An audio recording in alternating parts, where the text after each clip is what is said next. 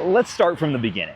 For the last 6 years, I've made a living flipping video games online. What started as just me in a spare room eventually grew into a full-time team, a website, and a basement packed wall-to-wall with inventory. But now I'm doing something I swore I'd never do, because I just signed the lease on this rundown building that I'm going to build into Lexington's best video game store. In this brand new series, I'll be buying inventory to stock the shelves, showing you guys our progress, and building something bigger than I ever thought possible. Folks, this is the Game Store Gambit.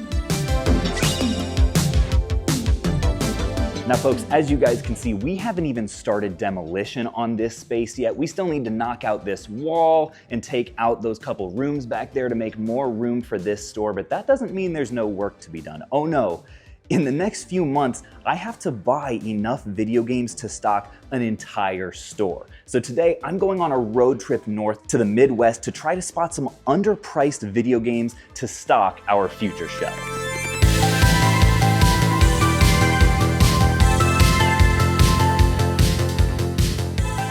My first stop of the road trip was a store called Vacuums and Video Games.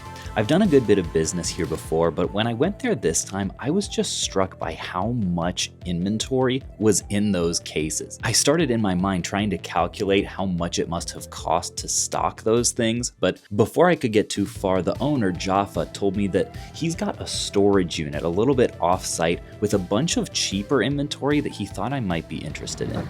All right, well folks, it is pouring down rain on us out here. I think the big question of this deal is actually not going to be whether or not the price is right. I think it is going to be. It's more going to be, is this stuff all shovelware or is it stuff that we can actually use? All right. Wow. Yeah, I did not realize just how much. So this is all stuff that came in through the store somehow. Yeah. I don't know how many would fit in my Prius, but I'll shoot you some prices and see if there are any bins that would work for me. So just taking a look here, got some Atari stuff, some looks like random Wii, and looks like more than enough Rayquaza V cards here. As I go through this stuff, I am kind of realizing that part of the challenge of trying to buy for a future game store is I don't actually know necessarily what would sell well in one or what our local market demands are going to be. The good news is a lot of the stuff that is at least not like super low dollar shovelware, we could theoretically move like on Amazon or on Encore. So I'm just kind of trying to find the stuff that is maybe not entire. Okay, it looks like this is a lot of like empty kind of collector's edition boxes here. If I can find a box that some of the stuff at least could move on Amazon in addition to in-store potential, I think that would be the most ideal. This one may have a little bit of, okay, Forza's interesting. Driver is not too bad. A decent number of Call of Duties, attack game. I am seeing a little bit of stuff in this bin, so if there's any bin in here that we could come to a deal on, I would guess this would be it. All right, I found a solid bin over there of stuff that I think we could buy. Any idea what you were thinking on price on this? 50 bucks sound fair? 55 with the tote. Take my good totes. All right, that sounds fair to me. Appreciate it. I actually ended up buying one more. Well, folks, overall, I'm feeling pretty decent about that deal. Spent $110 on 2 totes worth of games and a couple of totes themselves. I have found in general that not just game store owners, but any video game business owners tend to be much happier to part with inventory that they haven't processed at all yet. So this deal was a great example of that. Everything that I bought today will take a decent amount of prep. A lot of it will have to be recased or resurfaced, but in each of those bins that I bought, I spotted enough games that we can at least sell on Amazon to make the money back. And everything else, I'm gonna let Shina, our head of inbound inventory, go through to see whether there's things that we can put in a physical store, even if it's just for like a $5 shelf, just to keep the shelves stocked and filled with stuff. Although obviously most of the stuff that we sell, I don't want to just be that low dollar filler kind of items. So overall, I'm pretty optimistic about that last deal, but what I'm even more excited about is this chain right behind me here. This store is the entire reason that I decided to go north for this game hunting trip today. Disc Replay / Mega Replay in this case is the single best chain in the world for stacking video game discounts. I say that because their pricing is A little bit unpredictable. Some games are a little higher than you'd expect, some games are lower than you would expect. And when you stack a bunch of the lower than you would expect priced games, they also do buy 5, get 1 free. So you can stack discounts really quick. And I've had a lot of luck here in the past. So let's go see what we can find in here. Oh, and folks, our first target is acquired here. NBA 2K14 for $10 a piece. Check this out, 24 they're going for after fees on Amazon. That's insane. And here we've got 1, 2, 3, at least 3 of them. We may be able to spot a couple more. Oh, there's 1, 4. I still have not figured out why these are going for so much on there, but we will take it either way. Now, one thing that you guys are kind of watching me realize in real time here is that the kind of sourcing I'm used to doing for Amazon, exactly like these NBA 2K14s here, like these aren't the kind of thing that would do well in a physical store. So I'm having to kind of rewire my mind actively to look for the kind of inventory that likely would perform in store, but I'm also realizing at this point I have nothing to go on. Like on Amazon, I've got 6 years worth of sales history that I'm kind of leaning on to figure out what these games are actually worth, but I've never sold anything in a physical game store, so I don't actually know, like in the context of a local market, which of these games here are even underpriced. See, like here's a great example. This game here would be at least a $5 profit on Amazon, and honestly, I think it'd be a little bit more. But is this exact game the kind of thing that you would for sure want to have in stock in store? And if I got, what would the discount be, like 15% off of this low-ish price on this game, would that equate to a 15% profit in store? Would it sell slower than the average game? I don't know. But folks, here's the crazy thing.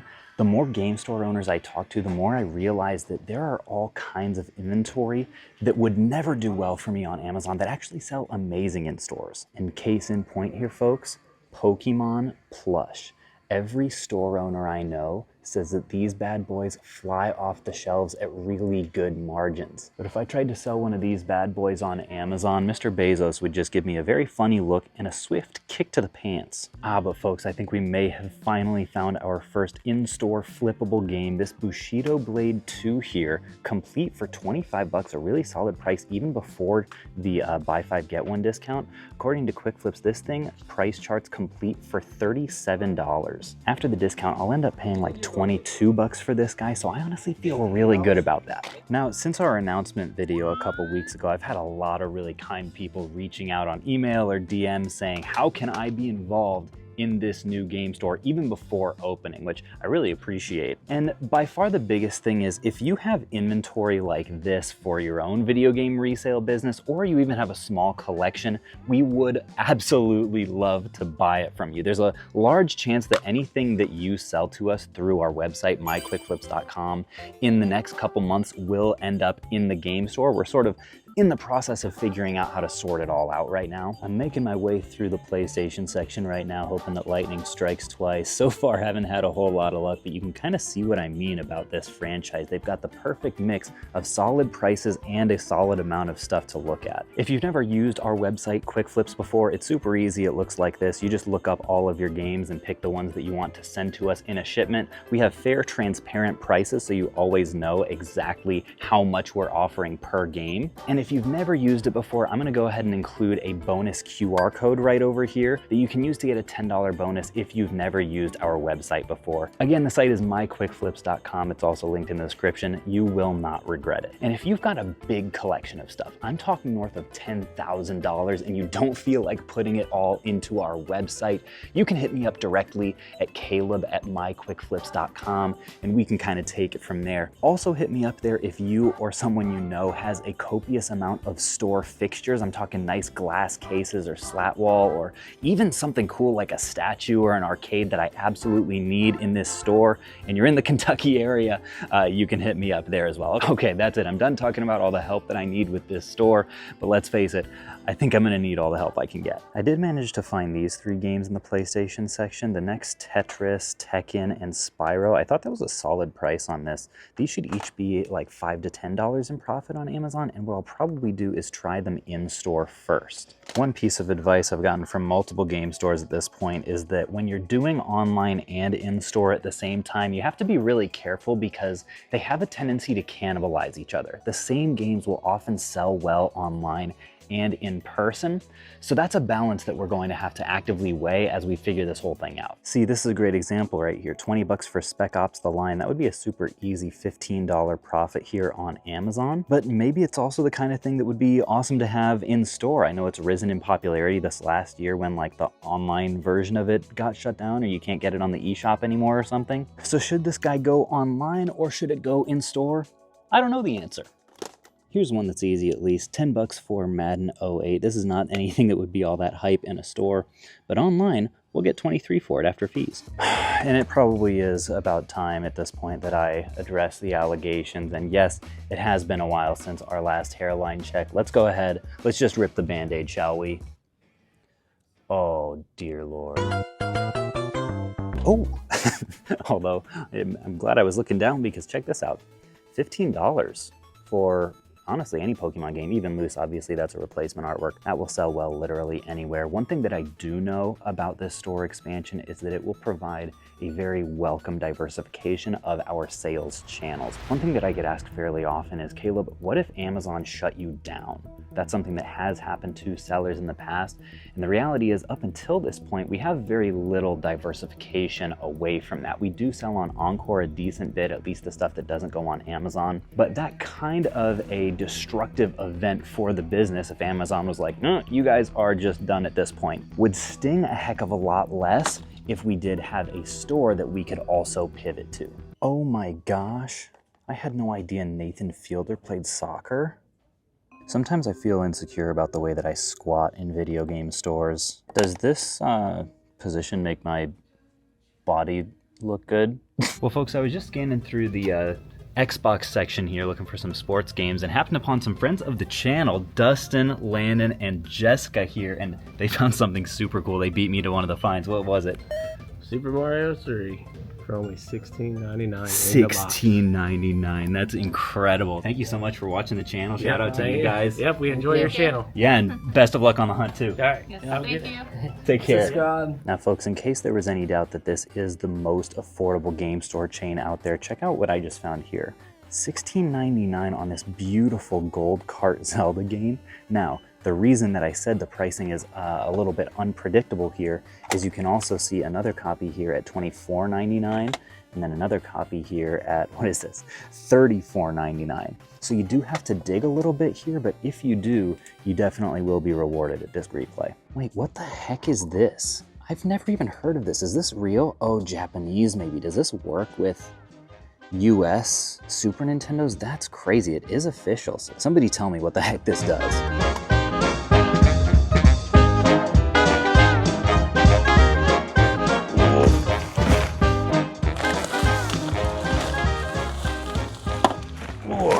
Well, folks, as you can see, it was definitely a productive trip. The only problem is most of the stuff that I did end up getting is all Amazon games, which granted may end up being a blessing in disguise because that'll be better for cash flow short term and it'll give us plenty of money to buy collections. Not all hope of cool store inventory is lost because this is just day one. And it's day two. Now, folks, in this location, just like the last one, I'm seeing tons of interesting inventory potential here. But what's especially interesting is I'm seeing a couple more discounts that I didn't see at the last location. Check this out, $1.25 on all of these copies. Now, these Assassin's Creeds I wouldn't necessarily be interested in, but check out the discount that I just spied over in the sports section. Folks, check this out. I don't think I've ever seen the likes of this in a video game store before.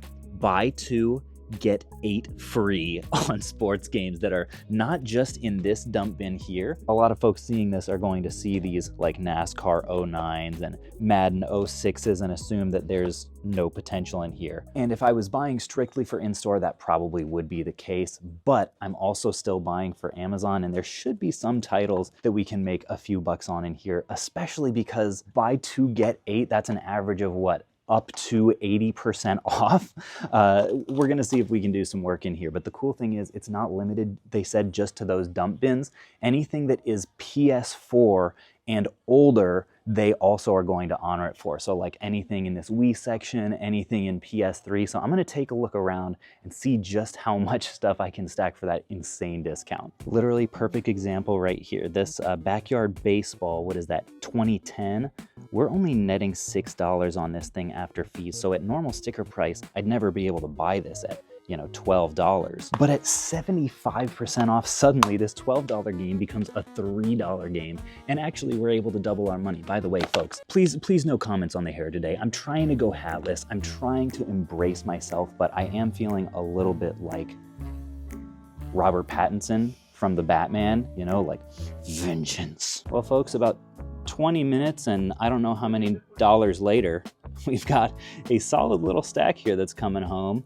The only semi-unfortunate part is this stuff, again, is almost exclusively Amazon. Not all. Some stuff has some store potential, but again, I'm not gonna complain because these unassuming sports games for a few bucks a piece will be really healthy for cash flow. Like, folks, just look at the sheer number of non-video game items that they're able to sell in this store alone. Now, I don't necessarily have an interest in dabbling all that much in electronics in our future store, but it's definitely enough to at least get me thinking about the possibilities. I mean, even the pops here, these are something that I've actually heard very mixed things. Like Retro Rick says that these do not sell very well in his store, but the last store I was just in, Vacuums and Video Games, said they sell pops all the time. Like, look, there's even more stuff here. Analog stick covers for $1 a piece. These are probably super cheap. There's stickers for $1 a piece as well. The opportunities here, folks, are just truly endless.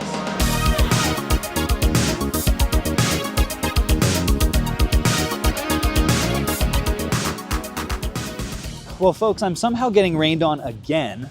This has just been one of the wetter game hunting trips I've ever taken, but the word on the street is that this disc replay here is one of the best ones in the state. So I'm super excited to get in here and see if we can continue this spending spree. I'm feeling pretty good.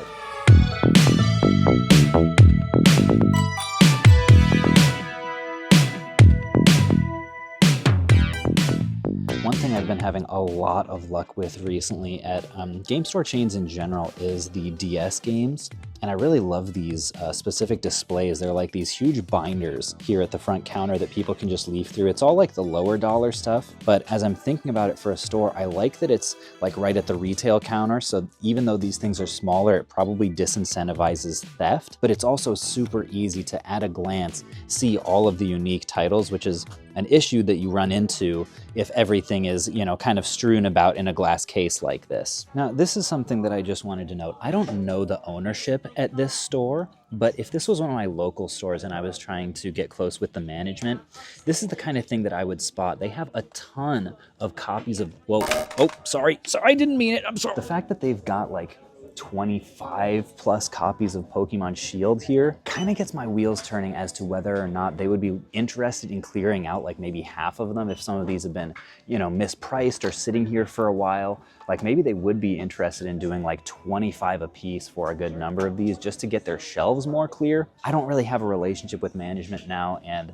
I wouldn't necessarily want to lead with an ask that big, but at your local store, if they're sitting on tons of stuff that they've, you know, been having trouble clearing out for whatever reason, that can be a great candidate for bulk deals. Oh, bingo. This is one game that people quick flip to us all the time. This one you can see is $7.99, $8. Looks like we pay just $8 for it on quick flips in loose condition, but I found this thing as low as like $2 before. Well, folks, if you could just go ahead and erase everything that I just said from your immediate memory, turns out I have a mutual connection to the management of the store here, and Isaac, shout out Isaac, hooked it up and said that this stack and this stack of Pokemon Shields he would be willing to let go for 28 a piece, which I was tickled with because I feel like this is the exact kind of stuff that you would absolutely want to have in stock at a store. And in addition to that, worst case, it is the kind of inventory that we could move for 37-ish a piece on Amazon. So I'm covered either way, making money no matter what. And folks, it is like I always tell you, opportunity is everywhere with this stuff. All right, resellers, we need to have a little chat because I've been talking to a lot of video game store managers on this trip, and one thing that I've been shocked by that all of the conversations have had in common is that these people in general do not like resellers. Now, fortunately, that hasn't stopped me from still developing good relationships with some of these folks, but I do find it very concerning because the more bad experiences that game store managers have with resellers in general, the harder it's going to be to form positive partnerships for people like us going forward. And I'll be honest, folks, some of the stories that I'm hearing are kind of rough. I'm not talking about like, oh, we don't want anyone else making money around here. I'm talking about like resellers coming in and being pushy and abrasive and demanding discounts and disrespecting staff, making comments like insulting the inventory, like, oh, you're never gonna sell this at this price. You have to give me a discount. I'm just hearing this and cringing, man. And folks, it's at the point where when I come in and am generally courteous and respectful and decent, a lot of these folks are surprised, like it's gotten bad out here. So I just wanted to share one of the lines that I've had most success with in forming new relationships, and what I would have asked here of Isaac, the store manager, if I didn't have a mutual friend in common. I like to say when I'm looking for deals, hey, do you have any inventory here that you've been sitting on a while that you'd be really happy to move? And even that, I wouldn't necessarily whip out probably until my third or fourth time doing business in a given store, just to give myself enough time to be a regular face and get some goodwill. But this is just your regular PSA, folks, to, in general, when you're doing business, be kind, not only because it's the right thing to do, but also because the reality is in the long term in business, it's also more strategic. I ended up pulling the trigger not only on all of those Pokemon Shields, but also some miscellaneous DS games and PS3 sports stuff for Amazon, loaded them all back up into the Prius, and headed back to Lexington. I was honestly feeling really good about my road trip success until I got back to the store.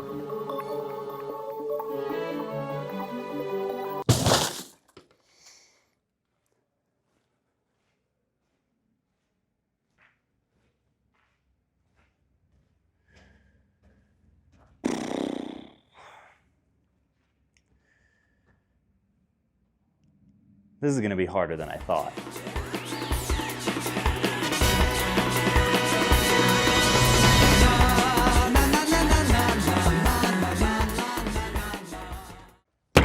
I'm on a mission to build the best video game store in Lexington, Kentucky, but I have one big problem. This store is too small. So this week, we're getting a demo crew in here to knock this whole wall down and make this store way bigger. But meanwhile, my mission is going to be going out and buying enough games to stock a full video game store before we even open. And folks, to do that this week, I'm heading to SoCal Gaming Expo, the biggest and best video game convention in the world, to try to buy an entire game store worth of games in 1 week. This is the Game Store Gambit.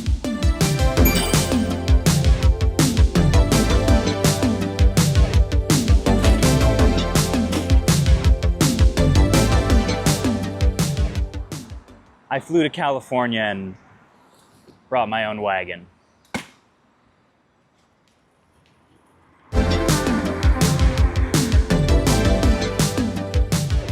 Well, folks, here we are outside SoCal Gaming Expo. It's still 3 hours before the show opens. I thought I would poke my head outside the venue, and I actually ended up making a couple friends here. What up?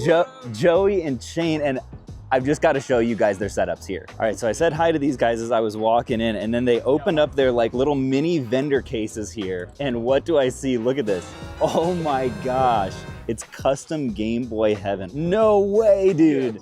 It keeps going. It's a little NES classic that plays Game Boy games. That's insane, dude. So folks, we actually ended up coming to what was my first deal of the day here on this beautiful, complete Pokemon Soul Silver version and a few loose DS games. This was all just shy of 300 bucks, but I saw you had a couple other things here I was interested in making a play on. There's this Emerald and Gold version. Both of them do need batteries. Pokemon games for a store, folks, you just can't have enough. And then also Zelda, an absolute classic. So did you have a number that like you were looking at for these? If I said 50, 200, and threw that in. That's pretty close to what I was thinking anyway. So yeah, I would just go for that. All right. Appreciate that. Thank you so much. Deals number 1 and 2 of the day, folks. I'm feeling good. That's like, what, a $500-ish deal? I appreciate you, man. Holy cow, folks. The second deal of the day just went down, and it is a little bigger than the first. It's the start of VIP hour right now, so I have to keep this quick, but this is $4,700 worth of GameCube games. Big shout out to my man Torres Tony for the huge deal. I'm feeling amazing about that because one thing that every single game store owner that I've asked says I need to stock is GameCube games, because apparently they fly off the shelf. SoCal Gaming Expo, folks. It feels amazing to be back. I've been to all of the biggest video game conventions in the world, and this one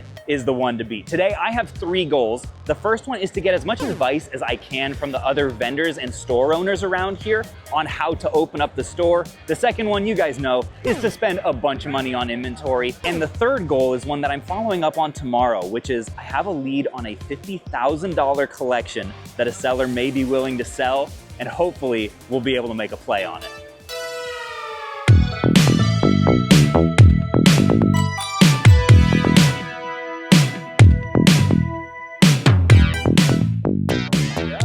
Good to see you, man. Blake said some words earlier this weekend that I love to hear, which is, dude, come make me some offers. Come clear me out. All right, let me see on some of this stuff. All right, so this is kind of far off from sticker. I don't know if I should even speak this at this point. 40 bucks on this? All right, the ball's rolling, folks. You guys know I love handhelds, both for in-store and online. These things, you sell the lights out of them. Ooh, dang, and the Kingdom Hearts action figure here? That is not one that I see every day. Yoshi's Island, you had 20 on. Would you go 14? 20.99 technically. Is 10 cool on 1080? Let's go eat. 57, does this still sell for this? I have no idea. Yeah, I feel bad lowballing you too far on that. What's your offer on that one? My offer would probably be like 27. 30. All right, let's do it, man.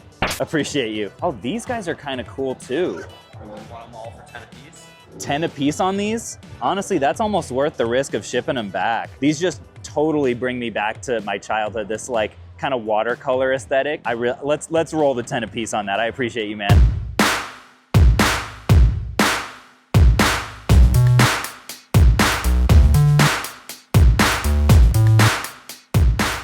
So folks, another huge thing that I'm gonna be on the lookout for today is handheld games, because everything that I buy on this trip, I'm gonna have to ship back home to Kentucky. So I see you guys have a solid little selection here. Yeah. Do you guys have any wiggle room on these handhelds themselves? Some we do, yes. Okay, so for example, this black new 3DS Mario version, Would you like to see it? I'd love to. Yeah. Oh, this thing's nice. If I could go 250 on that, 270. 270 is what you could do? Okay, I'll look that up and see. Right. The DSi, the bronze DSi XL. Right. One thing that I always look for on the DSIs and any touchscreen is how much wear the bottom screen has. If the person was too rough for it or if it was child owned, they tend to get a little bit scuffy like this, so I'd probably pass on this one today. Sure. Could I take a look at the Aqua 3DS though? Wow, so this screen, you guys can see, this was probably used with a screen protector. This thing is pristine. What would you guys be at on that one? That one I could probably be at 110. 110 on this? Okay, let's go ahead and run that. Appreciate that. And then what did you have on the Burgundy DSi It XL? would be the same. Same 90 on this? Yeah. Okay. Yeah, that's beautiful shape. In-store, online, same thing. I think this will sell super well. All right, 938 on this stuff. Yeah. Appreciate you, man. Anytime. Thank you so much. Good seeing you. Well, folks, this is Ryan. He is the owner of Fire and Ice Games, which is one of the premier video game stores, not just in California, but I think in the entire world. I appreciate that, man, big time. What kind of advice do you have for me stepping into this next stage here? Honestly, to keep doing what you're doing, you're great at what you do, man. You grind like no other. You're working around the clock. You have a great team. My Yeah. biggest thing is I would say make sure wherever you're going, get a hold of all the store owners and collaborate, man. Like it's better as a community that if they don't have something, they could refer to you. If you don't have something, you can refer it to them, Right. and stuff like that. So I think collaboration is big. And I watched your video. I love that you're by a freeway. If you can get some good signage by there for those 40,000+ cars going by, I think that's going to be good. That's awesome, man. Yeah. Well, appreciate that a ton. Yeah, likewise, man.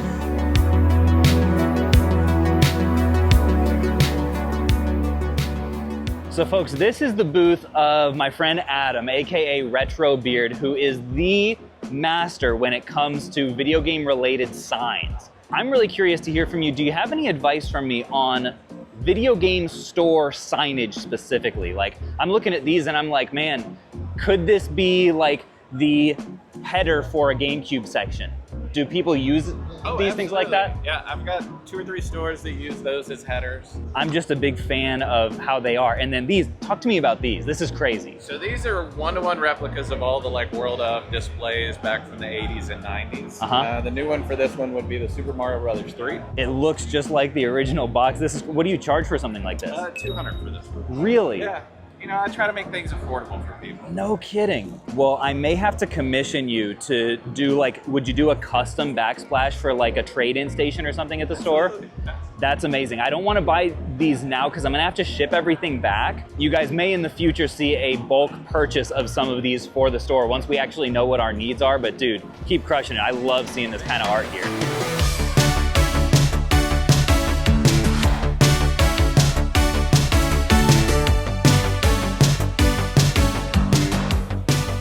All right, this is yet another vendor that I've done plenty of business with in the past. Derek, it's great to see you again. To see you as also well, known man. as Swan's Emporium. Yes, sir. A huge thing that I'm seeing here is you are stacked on complete Pokemon games, man. Yes, sir. How does this happen? So, believe it or not, my entire booth right now is from 2 collections. No kidding. Yep, so I got very, very lucky on Facebook recently and found a massive Nintendo collection with a bunch of complete in box Pokemon games, Game Boy games, NES, what you're seeing here. A Facebook collection. Facebook collection. You heard it here first. Facebook is not dead. No, it this is not. All from Facebook. No, it is not.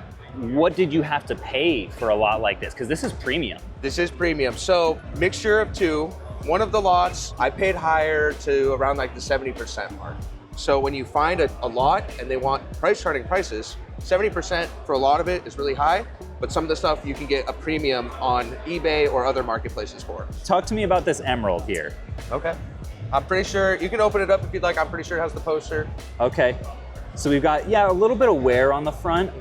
I'm trying to think about that collector too, like who might come into the store. Because I would never sell something like this on Amazon. Yeah. This would definitely be a store piece, but I love the idea of having cases that have these, right? Yeah. They just look so good. You're not gonna find that, at least in my town, you're not likely to find this on anyone's shelf. Talk to me about the fire red. Like you've got a couple of $300 fire reds there I'm kind of interested in. Okay. So the reason for the price difference is obviously going to be condition. Okay. And then we also have this one. This one is more sought after because it's not the player's choice, but it's in a little bit worse condition. So that's why the price is what it is. Yep. I'll pass on this guy. Yes, sir. But these 2, so that would normally be $650 for those 2. What would you say if I bought both of them? You bought both of them. Let me see what I can work for you. Okay, so what I'm assuming here, folks, is essentially he's priced these basically at market.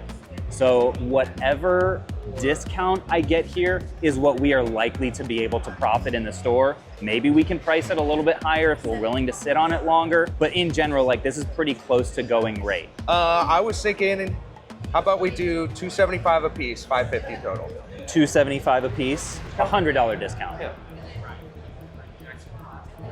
It's not bad. It's not bad. What would you say to $530? Is that pushing it? I know it's premium stuff. So It is pushing it, but you know how it goes, so I'd say $540. let's do it, man. Appreciate you. Absolutely. Hey, thanks so much. Not a These are problem. gonna look great in a showcase, and it's the kind of item that you're not super likely to find anywhere but a convention like this or a collection purchase. Dude, I hope you sell out this weekend. Thank you, man. I appreciate it.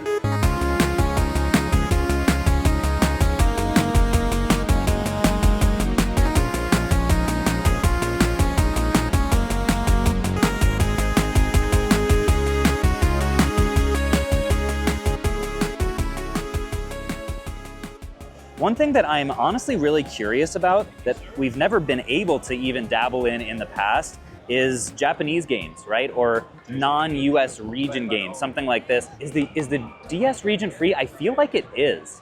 I'm almost sure the DS is region free, so it makes me wonder, games like this, would these sell well? I have no idea. Maybe in future videos, the Japanese Pokemon is something I'm gonna be on the hunt for, but I think it's probably the kind of thing that we'll wait until it comes in the store, pay a more conservative price for rather than a convention price, and then see how it does and adjust our buying strategy accordingly.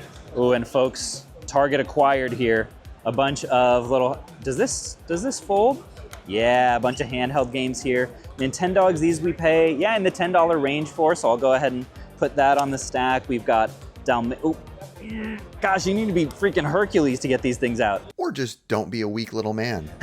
Another $10 Nintendogs games. Oh, this one doesn't even have a price, so we'll see about that. Sonic Rush Adventure is one that oh yeah, $15 is a great price on that. Mario Kart DS, I'm hoping to see 15 or less. Nice. And then Cooking Mama is one that people are often surprised. We pay like, I think 8 to 10 in loose condition for this. Ooh, a nice solid deal there, $5. That's going on the stack. And the great thing is to ship all of this stuff back to Kentucky right here would be less than $5.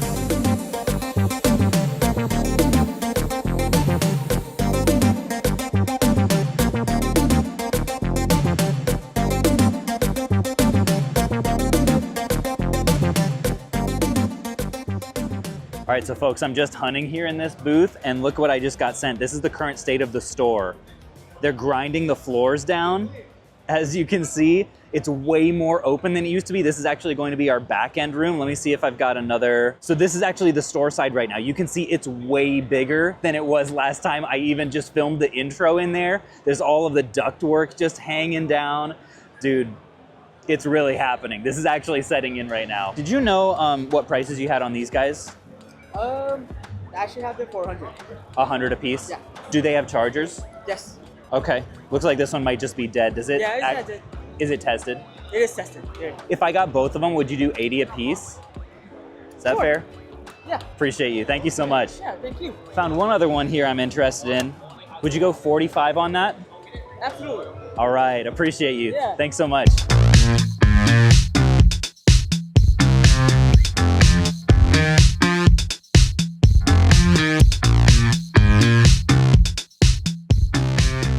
Folks, I'm here at the booth of Austin.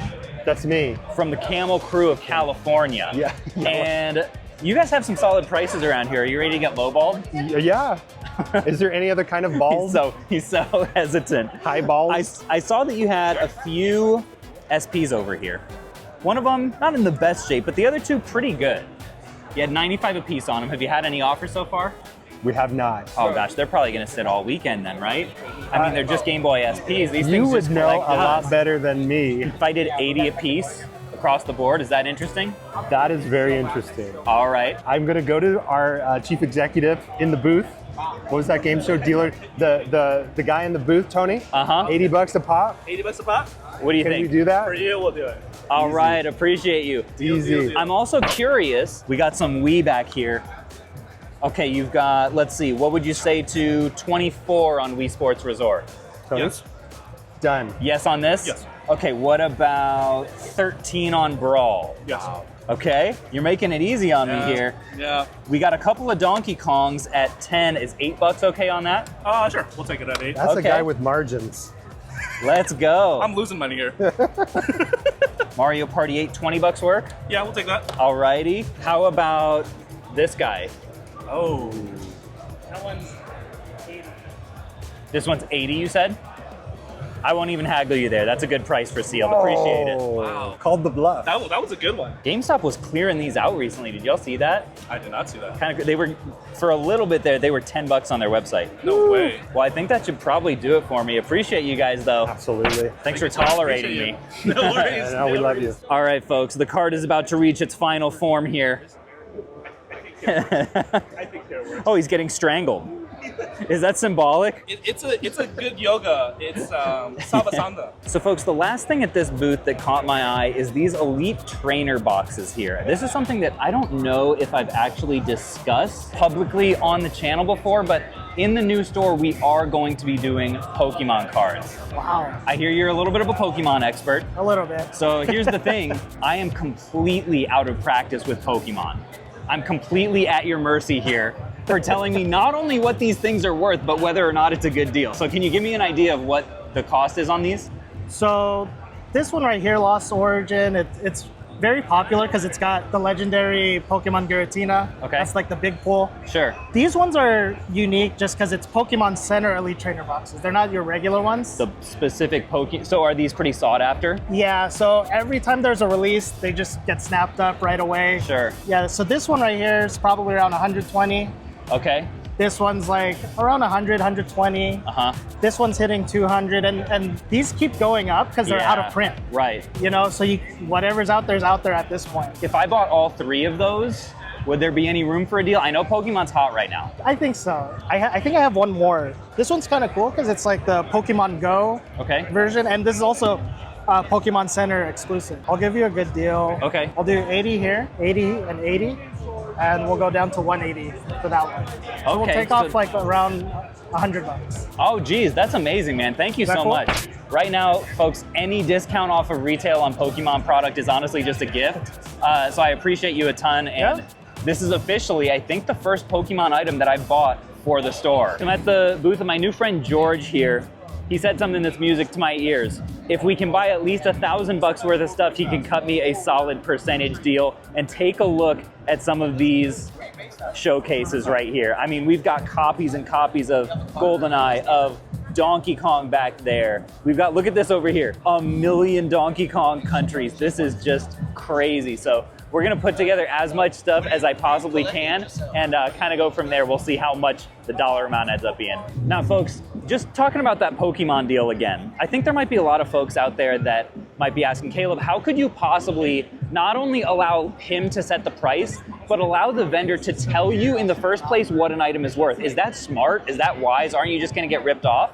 And the answer, I think, might be unintuitive to a lot of people if you're not in the resale or just the small business world. And it has to do with the same reason that oftentimes when I make huge stacks of games like this at these vendor booths and I total everything up and I like manually calculate some percentage off, they often don't even double check me. How the heck is that smart? How is that business savvy? It's because you have to realize in this industry, your reputation is worth so much more than the couple $100s that you could potentially scam someone out of doing like a bad calculation or quoting a bad number of market price with someone, especially for these people that I've been doing business with for years now. It's just not worth the potential reputational hit to try to get one over on someone. So there's a high level of shared trust, shared values in this community that has actually honestly been kind of heartwarming to see more of the longer I've been in this business.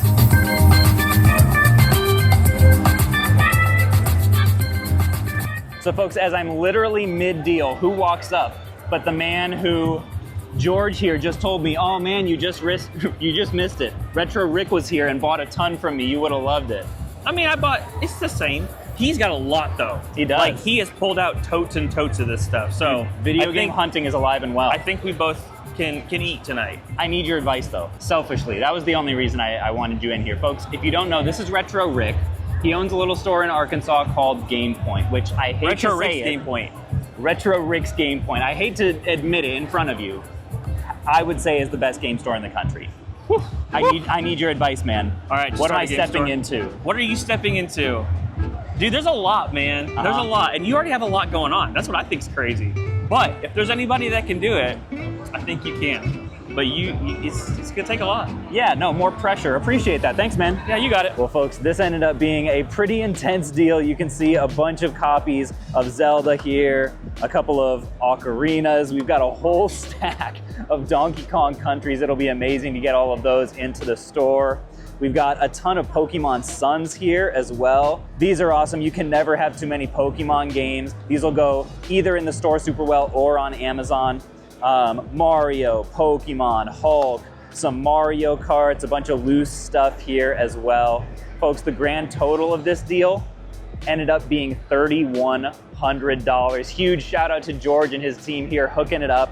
I'm on top of the world. This is what SoCal is all about. Oh, and folks, I almost forgot to mention my favorite little grail of this whole lot is this Pokemon Emerald version. The case that it's in is a little bit milky, but the game itself, it's got the manual, the cartridge is in really solid shape, absolutely beautiful. Paid $570 for it. I think we'll probably ask like $7 or so, but it's the kind of game that a game store owner would tell you is trade bait. It's not likely the kind of thing someone's gonna come in and pay cash for, but they might trade you a bunch of solid games to be able to come home with something like this.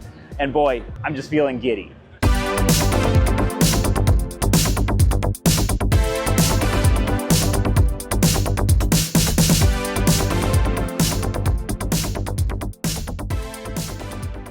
All right, folks, it has been 3 days now of SoCal Gaming Expo, and this is the first time that I've actually been able to slow you down enough to get your opinion. How has the show gone? What's the best and worst thing that has happened in your very own video game convention? It's been absolutely nuts. So this year we decided to do a 3-day show, which is actually the answer to both of your questions. Okay. It's the worst thing in the world for me mentally, not physically, because every time I would catch myself like, we're almost there, we're almost there. Yesterday, I'm not joking, I was talking to some people at the front and I was like, every hour that went by felt like 12 hours. And because my brain knows I still have more and more days and loading, so that's my selfish answer. But the reason it is also the best thing is because even when we were just walking around just now, all the vendors get a chance at making more money. Right? They have the opportunity to have 3 days to make money. It's almost like that first day Friday. I saw these vendors going, paid back my booth, already made thousands of dollars on top of that. A guy when we were walking just now said, I've already made more money than I made last year. We heard it from 2 people. I mean, I'm not gonna say what, because I don't like to give out numbers. But I know a vendor who the first day made over $50,000 on Friday. On a Friday, so. That's insane. So if you are a local vendor, definitely sign up for next year. Yeah. Full permission on this one if you want to roast you. Yeah. Okay, whatever I put in right now after this clip is what I've always thought about you. Okay, on the real, Caleb is a super nice guy with a really big heart. But he's also a super nice guy with a really small wing. Now at this point in the weekend, I was feeling great. I'd filled up 6 IKEA bags full of inventory and spent $30,000, but I knew that my biggest purchase yet by far was yet to come.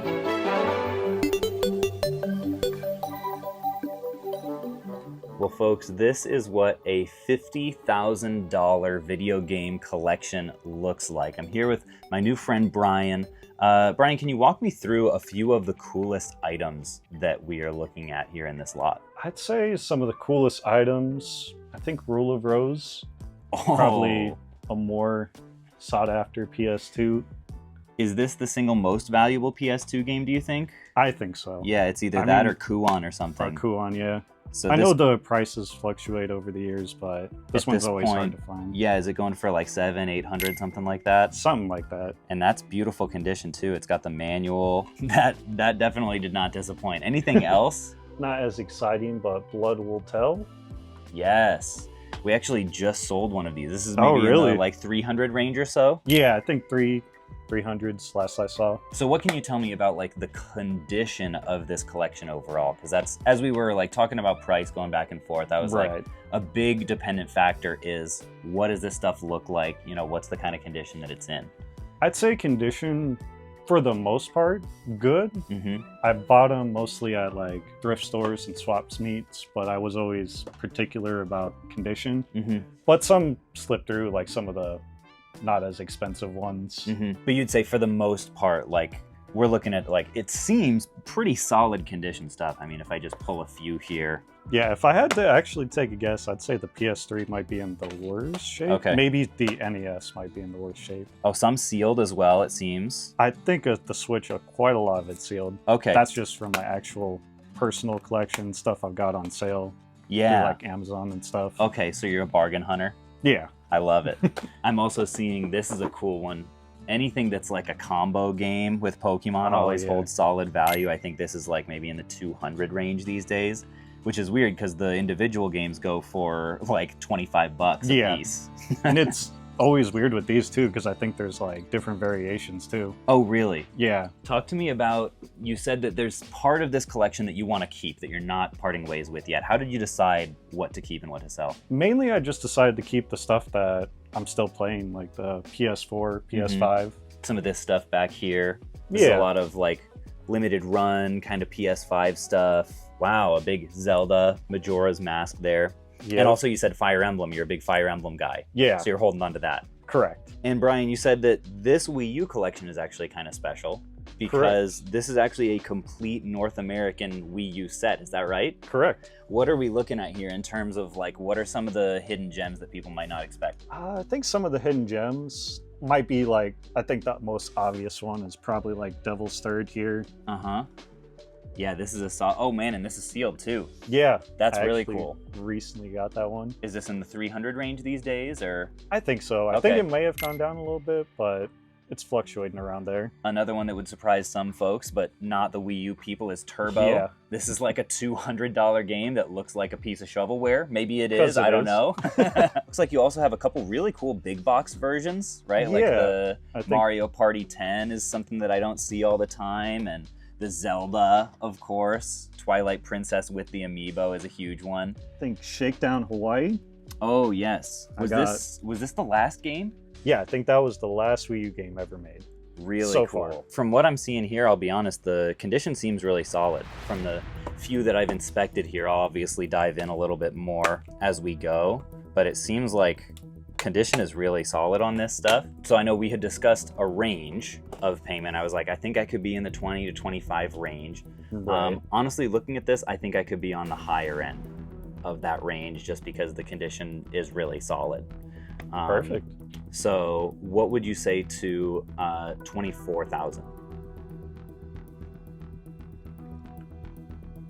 Would you be willing to do 25? Yeah, I'm good to go ahead and, you know, make a count and verify that everything's here and everything. And if there are no major issues, I'm good with the 25. All right. Appreciate you, Ryan. Thank you. Thank you. Folks, what you just witnessed is actually pretty uncommon on YouTube. Most video game flipping and store channels doing large purchases like this won't share the total market value and their full negotiation on camera, because no matter how well you pay, sharing your offer inevitably leads to dozens of angry comments by people who have never owned a business, talking about how you're a scammer and a ripoff artist for paying less than full market value. But what those angry comments don't understand is I pay about 30 to 40% of any game's value in fees and overhead to get it inspected, prepped, cleaned, listed, sold, and shipped. They don't understand that on any collection purchase, there is no return policy. And when games inevitably don't work, I'm not getting any of my money back on those. They don't understand that because of how much work it takes to sell a used video game, the industry standard for game stores buying collections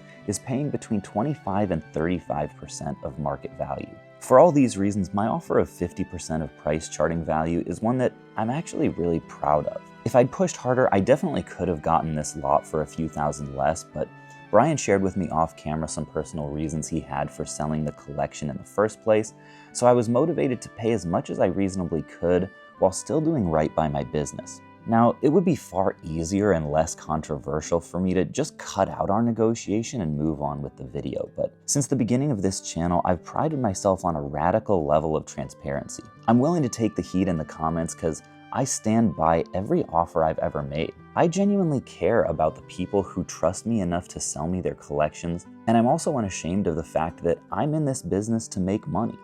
And I want both our Amazon business and the future game store to be healthy and profitable. That's why on this channel I always say we are money positive. I want to be able to pay my team well and create a great financial future for my family. And the way to do that is by paying as well as I can for lots like this, while still aiming to make money at the end of the day. Ultimately, many people still won't agree, and that's okay. For the rest of you who are still here, I'd love to do some business with you one day once this store opens. So 3, 4, we may need to take what remains out of one and somehow figure out how to get this up there. Well, this might be able to slide in the middle. I spent the next day in the back room of my friend Chris's video game store, getting everything I'd bought packed up and shipped back to Kentucky. 6 hours and $1,500 later, the $90,000 worth of video games I'd picked up at the expo and from Brian's collection were on their way to meet me back at home. Well, folks, you remember at the start of this video when I was throwing the hammer into that wall? Well, that wall no longer exists. Folks, a lot has happened in this space since I was last in here. The floors are ground down and leveled, the ceiling has been cleaned and painted, and we've had multiple walls knocked down, and even more are going up as we speak. But folks, this is it. This is the shell of what will eventually be our game store in all of its construction glory. But folks, you know what I just realized? I just shipped back 13 50-pound boxes of video game inventory to fill shelves that don't even exist yet.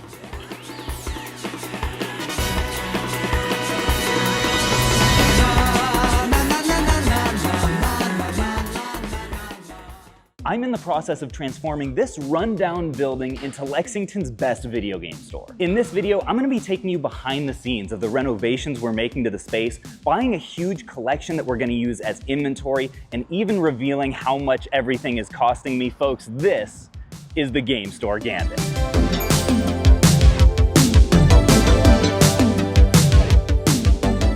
Now, the last time I talked about the budget for this store, it was in our store announcement video where I estimated $110,000 for the build out. The number has definitely changed a good bit since then, but before I give you the full update, I wanted to show you, give you a little mini tour around the space. Now, the first huge thing that you'll probably notice has changed since last time is we used to have a big old glass and stone observation wall right here that, as you can see from this massive pile of rubble, has now been torn down. There actually is, on the back side of this, a decent bit of cracking, which is a little bit concerning, so we're gonna have to get all of the necessary supports and everything in there to fix that up. But as you can see, the space now feels way more usable for our online operations. For anyone who doesn't know, this side of the building is actually not going to be the game store.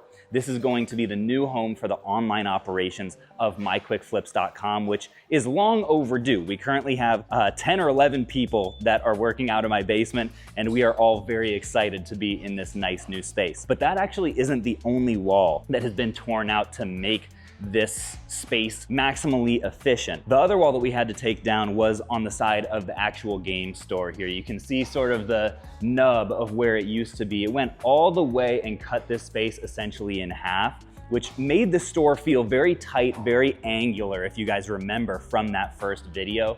It feels way more open and inviting now. I think one of the best features of the space is these huge windows that you can see start in this corner and go span a good bit of that wall, reaching all the way up. I think these are like 8-foot windows, which will make the space super clean looking and bright, despite the fact that we are going to have black ceilings and, get this, even black walls. That's pretty uncommon. The general consensus, right, the rule of thumb, is you don't want to have dark walls and ceiling because that makes a space feel more confined. I think we're going to be helped a lot by the amount of natural light that we have so that we can stay consistent with the brand colors and everything and just have the highlights of the, light quick flips green here. The ceilings are another thing that have actually been upgraded since we last spoke. They've been completely cleaned and repainted. Before they were pretty dusty and dirty and the vents needed to be cleaned. That at this point is looking much more polished and professional, which I'm really happy about. The other big change is the floors have been grinded down. It might not look like it, and honestly, as I'm looking at some of these, I'm like, are these actually even enough to be retail floors? I don't know, we may have to make a second pass at it. But as it turns out, the floors in here were very craggy and unsuitable for any kind of flooring. What we're going to put in here is a layer of epoxy, so it'll be smooth. I think still like kind of a medium gray, pretty versatile, but will be much lower maintenance than like a carpet option. And hopefully, I'm not a huge fan personally of like laminate wood. I think it looks a little bit residential. I don't think it's great for retail stores, so we're gonna have some sort of a gray flooring solution for this space. Now, my personal favorite update that has happened since we last spoke is actually these bad boys right here. Previously, we did not have any offices back here. In fact, what existed on this wall, as you can see from these little polka dots back here, were some super tall, like gym mirrors. Unfortunately, when they took those off, it ripped off a good amount of drywall, so we're in the process of repairing that right now. But these offices did not exist here even like 2 weeks ago. This one over here is actually going to be mine. I'm very excited. We have a little window framed out already, which is going to be good. Right now, my office is sort of upstairs. It's like 3 floors up from the basement. I'm trying to save some space and do all my admin stuff up there. But the downside of that is I'm much further away from the team. So this office is going to allow both for like privacy and stuff with meetings and whatever that I have to have, especially with individual team members, but also especially with the window, I'll be much more accessible to them when they need me. And also just kind of a cool moment. I built my own office. That, you know, who gets to do that? I'm thinking we got an outlet right here. We put a table, nice little 6-foot table right here. I'm sitting here, king of the castle, king of the castle. Apparently I've also got the breaker in here. So if we lose power, easy access. In a little bit, I'm actually heading back to the basement to do a massive video game buyout purchase for, guess what, more inventory for the store. But before that, let's go ahead and dive into what the actual costs of this space are gonna be. All right, folks, let's play a game, shall we? The game is, how naive was Caleb when starting this game store? I've got the current actual costs of what everything, how much money I'm going to spend, as well as my initial estimates, and we're gonna see how close they were. Starting with construction costs, all right? So we have demolition was $4,700. Concrete grinding, $4,000. Who knew? Drywall, $6,000. That I kind of expected. We're, you know, putting up a decent number of walls, patching a ton of walls. You can't really expect to get away with that for super cheap, but dang it, it does still sting. Paint, we haven't done yet, but the current actual bid is $5,000. Floor covering, we also have a bid for, which is $3,500 for an epoxy coating. HVAC, we had to make some minor modifications to at $860. Electrical was $8,000. We had a ton of outlet drops that we had to do all throughout this space because we want to have ample power for our operations. Framing was actually the most pleasant surprise at $1,500. That went up super fast. Plumbing, we had to make some minor modifications. That was $450. Acoustical ceilings have not gone in over the office areas yet, but that's going to be $1,500. And then I've budgeted an extra $2,000 for miscellaneous unanticipated costs. For example, one that I got today, which is that we're going to have to buy a more premium paint to coat a couple of these vents in Quick Flips green to break up a little bit of the black in the ceilings. That grand total comes out to $37,510. And my initial estimate for it, oh dang, $40K, nice job. Good job to Caleb from 2 months ago. That's pretty much as close as you can hope for. All right, now on to the fixtures side. For the display cases that we're going to have in the initial version of the store, which is not gonna be the final version, we're up to $6,000 in estimated costs for those, including shipping and assembly. I found a few slat wall floor displays locally that I think I can get for $300 a piece for 3 of them, so that's $900. Slat wall itself, I'm estimating $3,500 for. That could be up or down, I don't know. Getting a drawer organization system for our loose games, I'm estimating at $600. We'll probably need a couple of $300 to $400 units. That might be a little bit low also. I put another $2,000 of miscellaneous costs in this category. And then finally, the big boy is the retail store sign, which we have gotten an actual bid for at $10,000, leaving us with a total cost in the fixtures category of $23,000. I think my initial estimates for these, I split them up. I had 15 to 20K for the fixtures themselves and then 13K for the sign. So I was only off, we actually were pleasantly surprised on the sign side. The only thing is that will only cover one of our street-facing walls, and we actually have 2 of them. So long-term, I would love to get another internally illuminated channel sign on the other side of the building for maximum street visibility that maybe says something like, you know, buy, sell, trade video games or something like that. So between these two, a 30,000-ish estimate for all fixtures, actual costs so far of 23,000, but granted, that's skimping slightly on our sign and also on not all of these floor fixtures that eventually I'd like to have. Okay, folks, up next, this is where it actually gets bad. This is where I feel like I've been punched in the gut a little bit. I did not expect costs to be this high. So the first expense here that I didn't expect was window reinforcements. So that's going to run us $5,700. Our security system installation is going to be $3,700. We're not just going with a run-of-the-mill like residential system because I really want our inventory and our team to be as safe as possible. And with the increased visibility that we have from my online presence, security is something that I just don't want to skimp on. I've talked to multiple video game store owners who have counseled me, dude, it just doesn't feel the same once you've experienced a significant break-in.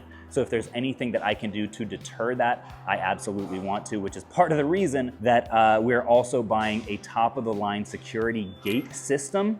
That security gate is going to cost us $17,000. Now, that's an absurd number, which leads us to a total of $26,400 on the security side alone, which I absolutely didn't expect. I didn't budget anything specifically for security in my cost estimate, so that is easily the biggest category where Caleb was absolutely naive. And last but not least, folks, we have inventory costs, which is by far the hardest to estimate and measure. Initially, I think what did I budget for? $30,000 I budgeted on the inventory side specifically for store stuff that is not going to get sold in our mainline online operations. But what I've unfortunately had to realize over the last couple weeks is that is likely significantly low.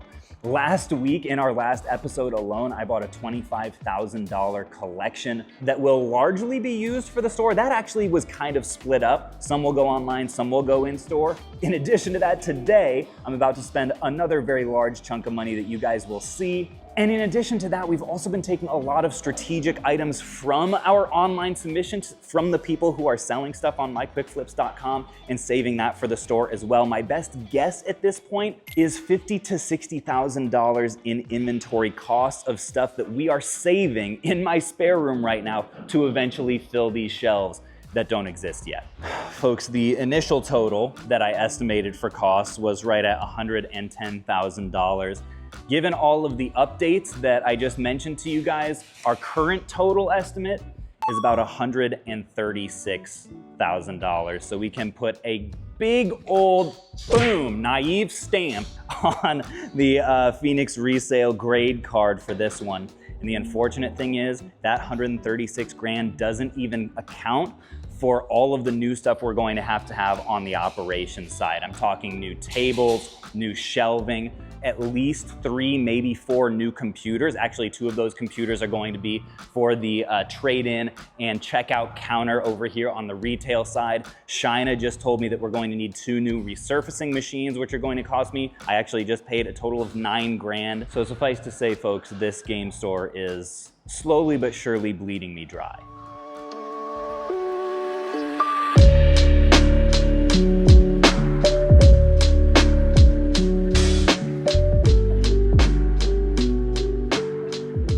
So Marcus, walk me through what are we actually looking at here, man? This is crazy. Okay, so this is a big ton of my collection. We have a complete North American Wii set. Okay. Complete North American Wii U set. Uh-huh. We have a subset, the Game Boy Advance NES Classic Edition that is somewhere in a small box, trying to keep that together. Pretty much all of my retro stuff. I mean, this might be the biggest collection that we've ever bought by game volume. I'm not sure. Some of the largest boxes I've ever seen. We'll also have Shina and Logan help us unbox all of this stuff. Logan, what are you seeing here?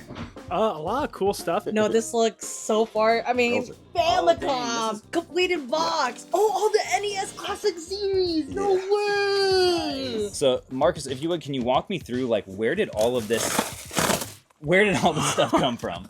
Just my couple years of collecting. Just big Nintendo fan, obviously.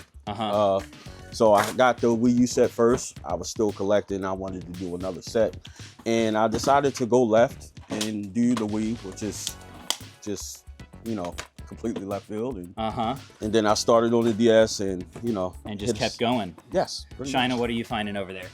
Oh God. Oh my God. Now I can be loud. Oh my God. Dude, look, it's completed box. But look at this. This is so rare to find now. The completed box Zelda Edition 2DS. So where was most of this stuff sourced?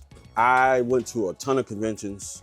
It was a lot there. The Wii U mostly was when GameStop was clearing Wii U out and moving that out. And the DS and everything else was pretty much out going game hunting. This is amazing timing for us because, as you know, we're in the process of opening up a store. I originally was thinking that this complete North American Wii U set we would hold off on putting in the store until our grand opening, probably in the fall.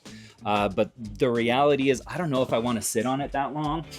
So we may actually end up having all of this available whenever we soft open. Hopefully sometime in late July is the current expectation. As we're shooting this, it's mid-June, so we've got a long way to go. You'll see some collector's editions, probably like down this entire row here. Yes, there's some heavy hitters in here. Of course, the Wii U heavies, Devil Stirred, Axiom Verges in there as well. All right, Shina, give me the rundown on the coolest items over here. I don't even, guys, this whole thing is just so cool. But can you believe, like, just looking at this top area right here, how many rare and really hard to find expensive games are there? Can you believe that used to be like 20 and now it's like about what, $50 or something? 40, 50. We got the trilogy with the steelbook. Marcus, you said that this was one of the last ones that you got. Well, it was like in the middle, but that's definitely for sure one of the most expensive. What, is it super rare? Yeah, they made like a limited amount of copies. How much you think? 300. Dang. And it's 300 on the DS too. $300 for Veggie World. And then, yeah, this is kind of an iconic one too, right? Oh my gosh. Ju-on the Grudge. Yes, Have you played this? No, I didn't. I always wanted this game, but like obviously how am I gonna get that? My mom would be like, no. Oh my Oh geez, yeah, yeah. look at that and look at that. Just Dance 2020. The very last game on the Wii. Yep. I can't remember ever having these tables stacked as high as this with anything. No, absolutely. I think this has got to be a personal record for quick flips. Well, folks, at this point we have everything at long last all set out on the table. Parts of it you can barely even see over. Marcus, I'm curious, how long did it take you to accumulate all this stuff? Probably roughly around like 5 years. A 5-year collection all on this table. He said that the Wii collection alone is worth around $18,000, and there are over 1,200 games all on this table. We were just going through some of the fun ones.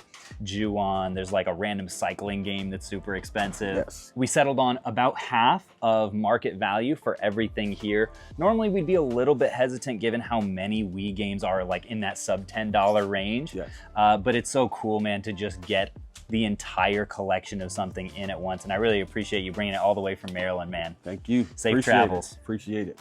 Well, folks, $14,000 and a couple of sagging tables later, I now own every single Wii game.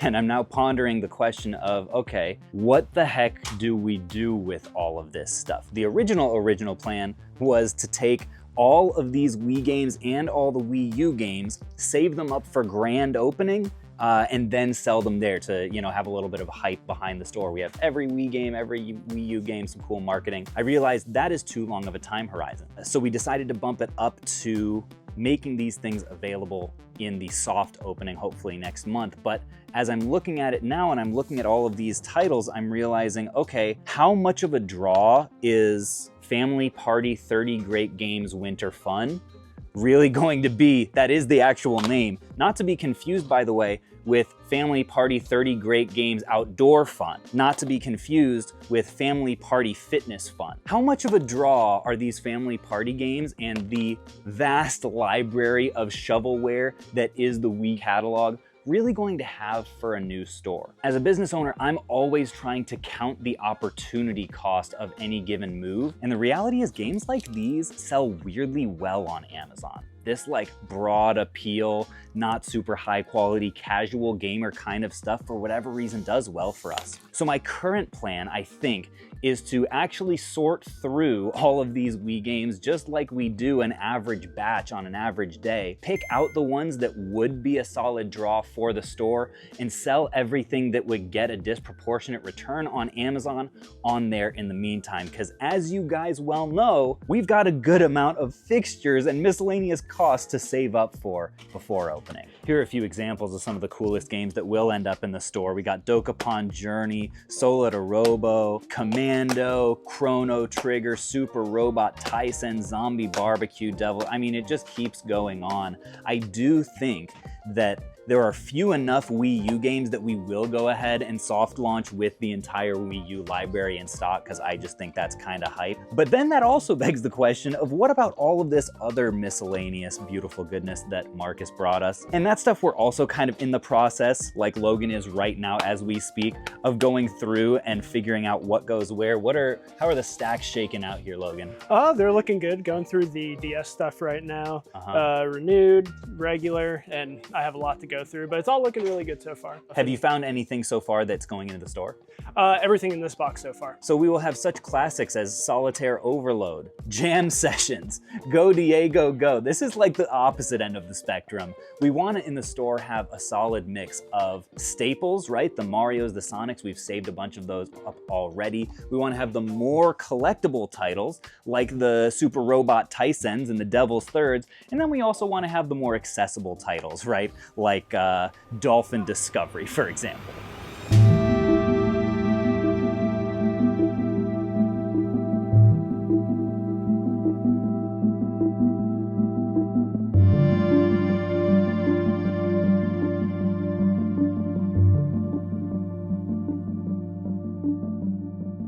Wow, man, this is crazy. Excuse the hair, please. I just wanted to stop back by the store after I went to the gym tonight, and look what already has been done. Some of our piping has been painted in Quick Flips green. Wow, that is cool to see. Dang, in my opinion, it actually looks way better on the production side. I wish we had more of this like big round venting over on the store side. That looks kind of cool. You know what, I'm just gonna put my sweaty gym hat back on. Nobody has to know, right? Now, there's one thing that I want to make sure I'm very clear about in this whole money discussion, especially for people who are considering starting your own video game store, and that's you do not have to spend this much. There are really two reasons that this build out is going to be so expensive. One is that 2/3 of this square footage in general is actually taken up by the online operation, which we were going to have to move out of the basement anyway, so we've been saving up cash flow from the main business to bankroll this purchase and this expansion for some time now.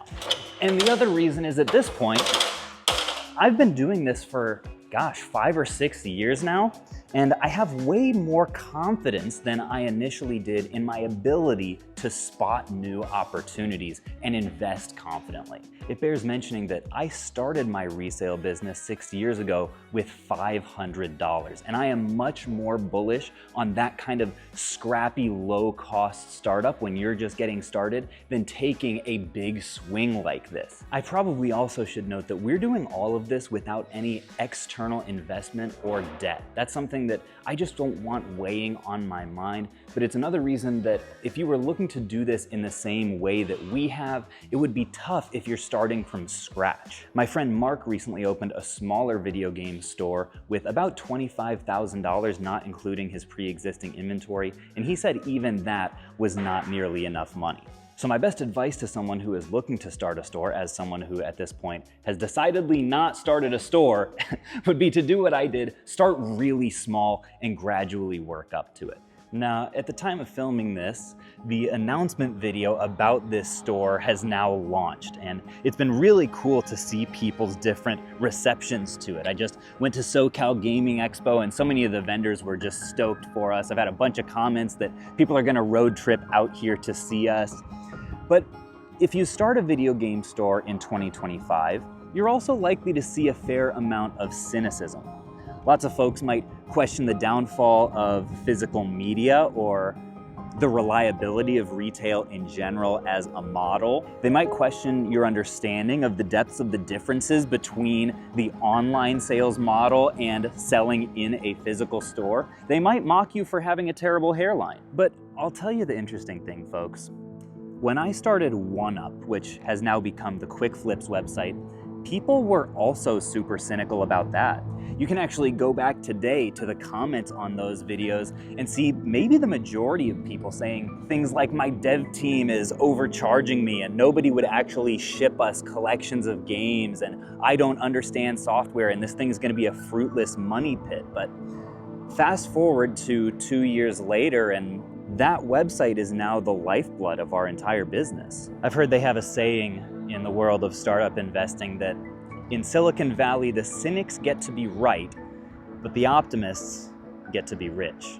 I think when it comes to people trying to do hard things, cynical people get to be right because statistically, most of us will fail. But the good news for business owners like us is that you really only have to be right once for it to really change your life. Now, folks, I believe in what this store can be from the bottom of my heart, but the reality is there's a very real chance it could turn out to be a massive failure and an even bigger waste of money. The truth is, at the end of the day, I don't know, but the cool thing about documenting the whole process is if you stick around long enough, we'll get to find out together.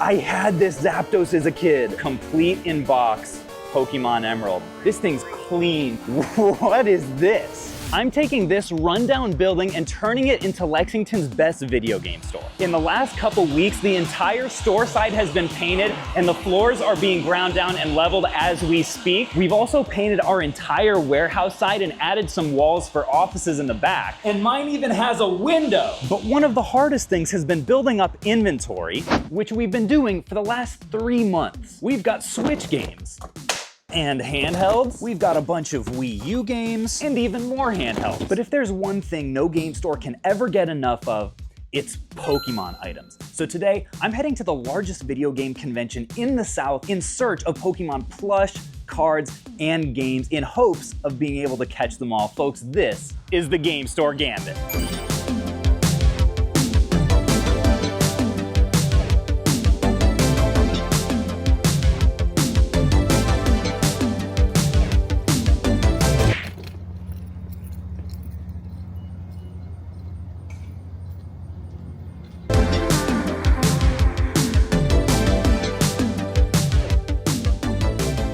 Now, the 3 big things that I'm looking for today are some 1, boxed Pokemon games to bring back for the store, 2, some Pokemon cards, which I know nothing about, but we're going to start selling in the store, and 3, some super nostalgic Pokemon toys or novelties to bring back that little hit of the 90s to anybody walking into our store.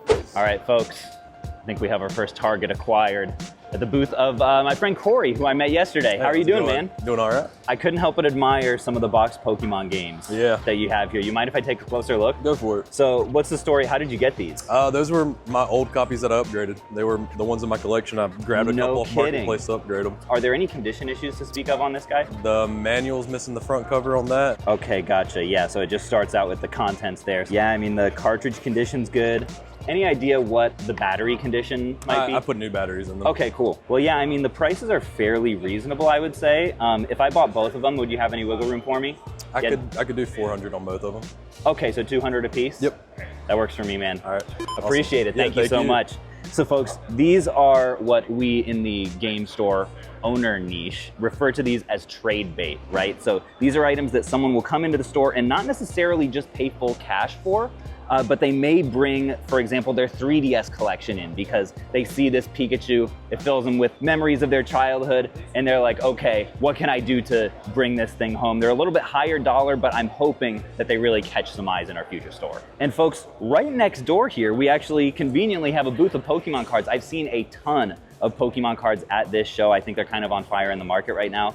So Nate, talk to me. I'm about to open this store. What kind of stuff should I be looking for today? Because I'm totally clueless in this market. Of course. Modern is obviously really great, has some wonderful arts. Okay. My favorite one of all time from the Sword and Shield era, the Giratina V alt art from Lost Origin. Why does this have swirl on the tag? So some of the holos on vintage cards have like swirl patterns, and it actually gives a little bit of a premium to like collectors. Okay. It's just cool. If my case is completely empty, what do I need to have? What are the staples? Just have some of like the good banger cards from like modern sets and everything, and then just have a smorgasbord. What if I just focused on Charizards? Then you'll probably do very well. Okay. Well, maybe we'll get a little mix of both. Here's one thing that I'm seeing. This is literally the only Pokemon card set that I have ever collected. The Legendary Collection. The holo on it, it looks like fireworks. It's like almost mesmerizing. You've got a Ninetales here and it's miscut. So this little corner here, I thought that was tape over it. but it actually, like the machine that made these screwed it up. They basically crypt the card for where the crypt would be on like the booster pack. Yeah. So it just kind of got messed up there. It's actually my first mix cut. I have no idea really how to price it. Okay, what should I buy from you? Charizard would be number one. Just basically any popular ones. Dragonite, that's pretty huge. I love this Charizard because it's not that expensive, even though it's a nice textured full art. Yeah. Okay, so tell me this. I mean, I'm taking some of your best stuff here. If I got these 3, would you have any wiggle room on the price there? Yeah. So I just looked up this card on eBay to try to determine if I'm getting a good deal. I'm kind of out of practice of this, but I'm seeing $22.50, $25.99, $23. So we're in the right range with this. This one, it's looking like, $40 range. Yeah, there's a 50. Okay, that makes sense. Cool, man. And you said $140 for the 3? Yep. Appreciate that. Thank you so much. Thank you Those so much, prices man. look solid. Some of the Pokemon fans will probably be cringing at me actively learning in real time, but the reality is with reselling, sometimes you have to pay for your education. It's very possible that I may just be breaking even on these cards at the end of the day, but ultimately you have to make the investment to get the kind of stuff in your cases that brings customers in the first place. So I actually have a gift for you, all right? Okay. Oh, don't tell me. So is this a Japanese card that I'm looking at here? Yeah, you can reveal. Let's go. I love this Poliwhirl artwork, and I don't think I have the Japanese version of this. Heck yeah. I'm glad I could get it to you, man. That's incredible. Thank you so much, man. That means a lot. Now, folks, some of you guys may notice the rig has had a bit of an update since we last spoke. I used the wagon at SoCal, but I have since realized that the ultimate form, the final evolution, you might say, is blue IKEA bag inside of large black bin inside of rolling wagon. This gives you not just ultimate mobility, but also higher walls and sturdiness for all the valuable game store inventory you are buying. Thank me later.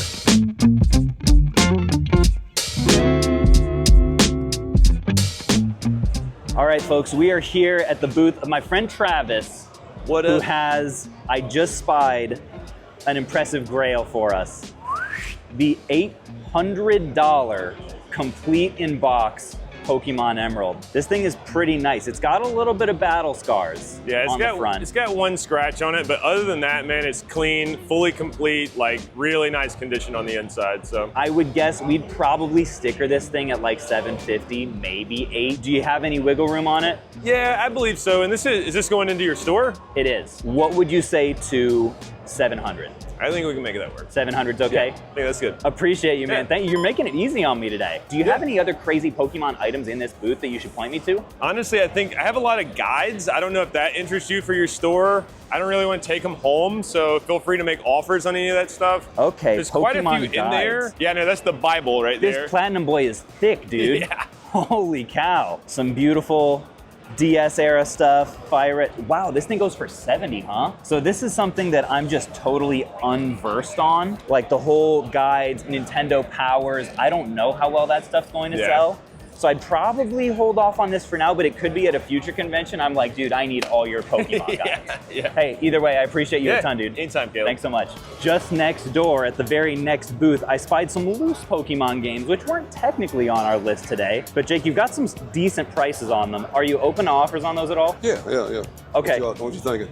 I know on Fire Red, we're paying 100. You got 120 on it. Is that close enough? Yeah, I can do that. Appreciate that, man. Thank you. Heart Gold.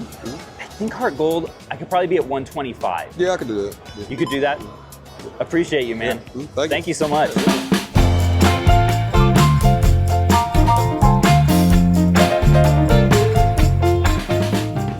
Well, folks, I'm here at the booth of my friend Jeremy. Hey, how's it going, Caleb? And I spied something, a Pokemon super nostalgic item, that little marble kit. This thing's clean, It is clean, man. It actually was in my collection for a little while. So this thing is from what, 1999? I think so, yeah. And you can see all the different versions that they had of it on the back here. 50 bucks you had on this. I'll tell you what I love about this. They had this little promo marble in the corner. There was no way, these were not all Charmander. Yeah. These were just random, right? It could be any of the 150, 151.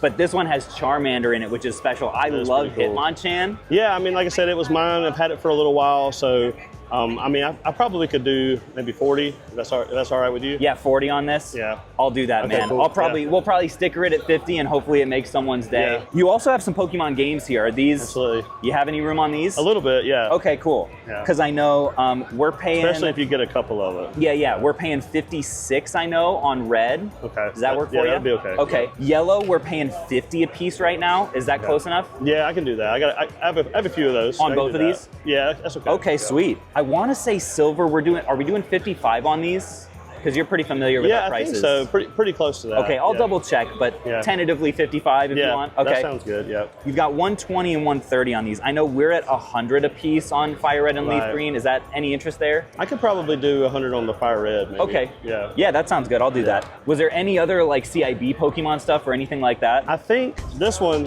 it might need a new case, but okay. I didn't even think about this. Yeah, there are Pokemon games that on the Wii. On a million systems. That's true. Pokemon Battle Revolution. I believe we're paying 20 on this right now on the website. Yeah, that'll be good. That works for you? That'll work. Yes, Dude, sir. appreciate it. Yes, sir. Yep. Let's go. This is one that I definitely played. I don't know, at that point I was probably in high school. The music in this thing slaps. Yeah. Awesome. Well, hey Yeah. man, appreciate the deals a ton. I Absolutely. hope you crush it today. Yes, sir. Thank you.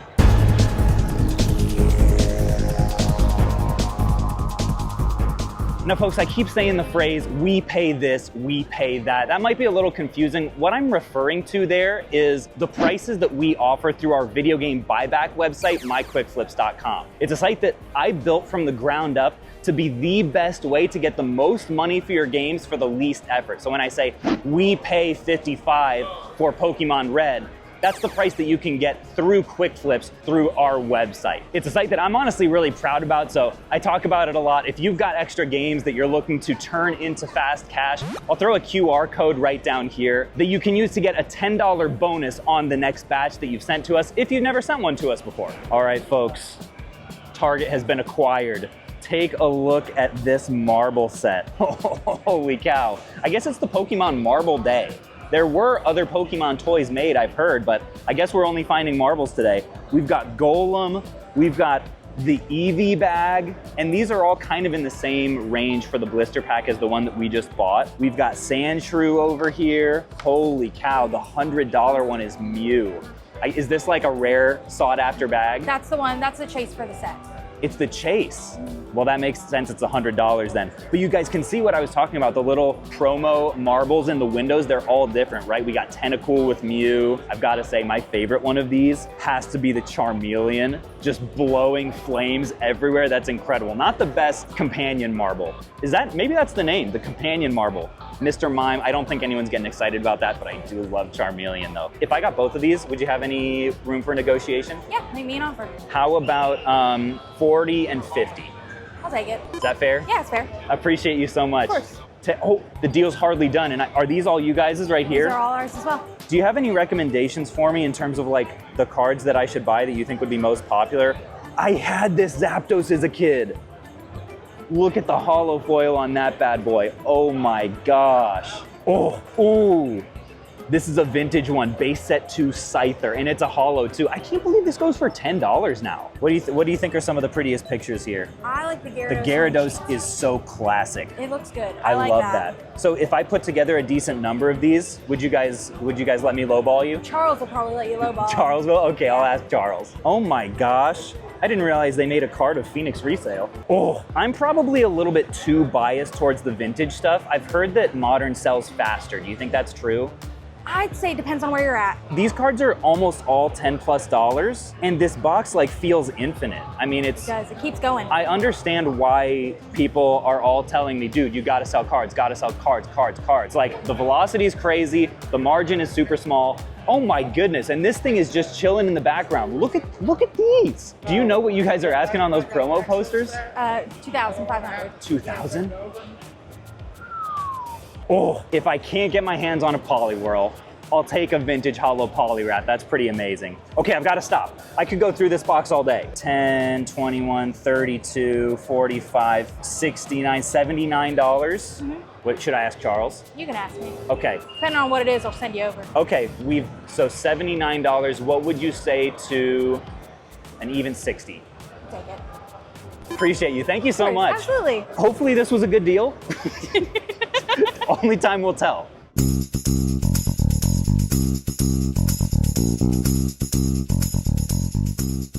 this. I've got a question for the audience here. What are your thoughts on used plush? Is that appropriate at all for a retail store? Because I see something like this. This is like a Build-A-Bear Eevee, and I'm like, dang, someone would really want this. I wouldn't be surprised if this thing is like 10 bucks here. Maybe it's 20 in store, I don't know. But then part of me is like some kid might have slept with this. I don't know what kind of, who knows inside of this thing, what sort of filthy wonders could be held. What's the public opinion on, like, should you ever sell used plush in a retail store, even if it's like a really solid, we got corduroy Pikachu here. I mean, how can you say no to this guy? I'm honest, I'm pretty torn. I'm not gonna buy any today, because today everything that I buy has to fit in the good old Prius. So the goal of the day is profit per square inch of Prius space. That's my main success metric. All right, folks, we found another Pokemon booth. It's almost like you can't hardly walk 5 steps in this place without tripping over Pokemon stuff. It's kind of a dream. We've got another Enigma here. Is this new or used? It's used. See, what is a man to do? Right. Do you think that a video game store should sell used plush? I don't see a problem with it. I kind of don't either, Yeah. but I'm like a little. As long as it's clean. I'm a little grimy as a person, so I don't know if most people would mind. What the heck is this? What is this? So when I found that, I wasn't sure what it was. I thought maybe like it was like an animal, like a pet costume or something. Then I realized there was a zipper at the bottom. So I don't know if it's something that someone, like a project someone started and didn't finish, but I thought it was very... Oh my. And you essentially have a homebrew Totodile Build-A-Bear. Yeah, exactly.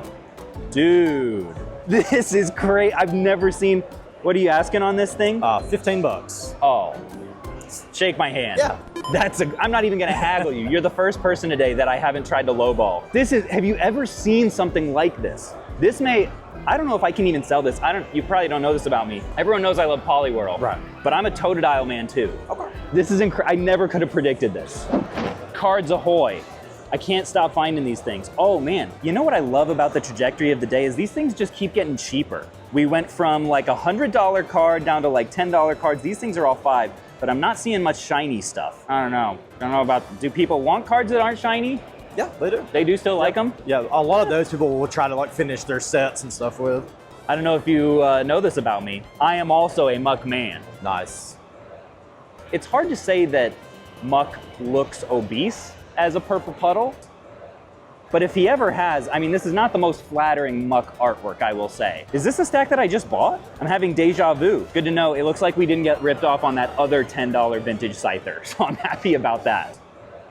I will definitely do the 5 on this. Oh, look at this. Wow, 25 for the Game Boy carrying bag. I don't think in general carrying bags do all that well is what I've heard from my game store owner friends, but the Muck will definitely come home with me. Thank you again. Yeah, dude. man, thank you.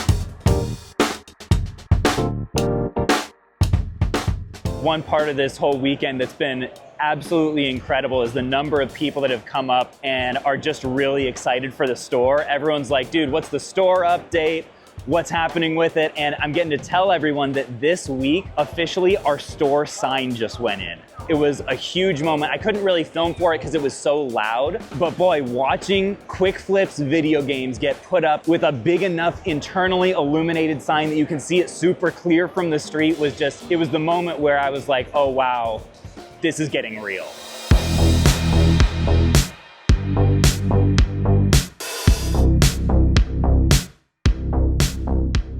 Folks, if you want candy, you go to Willy Wonka. If you want high-end Pokemon stuff, you come to my friend Mike here, dude. Thank you so much for having me. Absolutely. Your booth is insane. Thank you. How do you get this much Pokemon stuff? You pay up for stuff and you network constantly and you travel and just you meet people. If you don't ask, the answer's always no. So one thing that caught my eye here, we've bought a couple of emeralds, or we bought one emerald so far. We bought a yellow. I have not done a fire red or a leaf green yet. I could probably do 100 on the fire red, maybe. Okay. Yeah. Yeah, that sounds good. I'll do that. Yeah, he's an idiot. Okay. So I was curious, could I see those boxed Absolutely. copies that you guys have? I'm looking for some trade bait for the store, Sure. and I don't know if I have one of these. So what's interesting about that fire red, it actually was a rental copy from a store that only rented out the cartridges.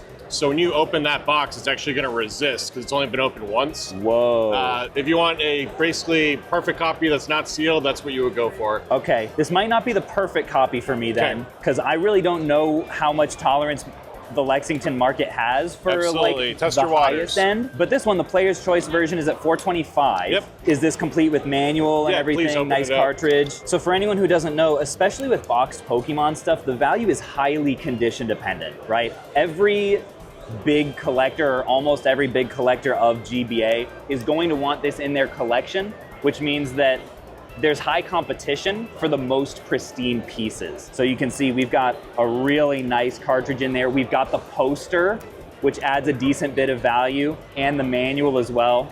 So yeah, I mean, condition on this is everything that someone could want outside of being like a first print. Do you have any wiggle room on this? Yeah, what would you like to be at, Caleb? You have $425. What would you say to, I would say I'd probably price this closer to $4. I was gonna say $350 if you can meet me there. That works, man. Cool. Appreciate that a Thank ton. you. All right, folks, 4 boxed Pokemon games in one day. This has been a mega success and a boneless Totodile. So folks, I've talked about how I want when we open to have enough Pokemon cards that people who come in can tell we are a Pokemon card store. So to try to fill out some of our opening selection, I've plopped myself down in front of this $3 buy one, get one box. And folks, I've gotta say, going through all this stuff one by one is so freaking fun.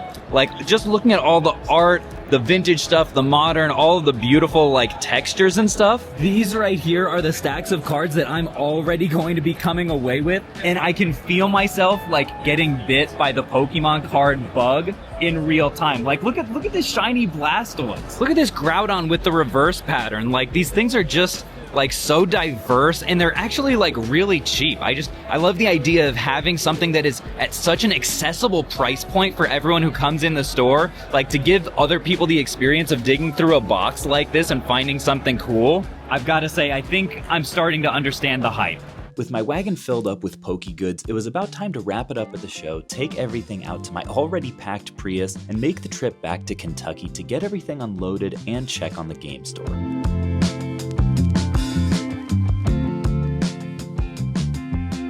So I told you guys earlier how at the retail store we just got the sign up this week, but I didn't want people seeing it from the street and thinking that we were open. So I said, okay guys, let's have the guys that put the sign up put a tarp over it so that people don't see our storefront and then get disappointed. Well, it was a good try, I guess. Now, to you guys watching at home, it probably feels like this process is moving super fast, but I've got to be honest, from my end, I'm starting to feel a little bit impatient.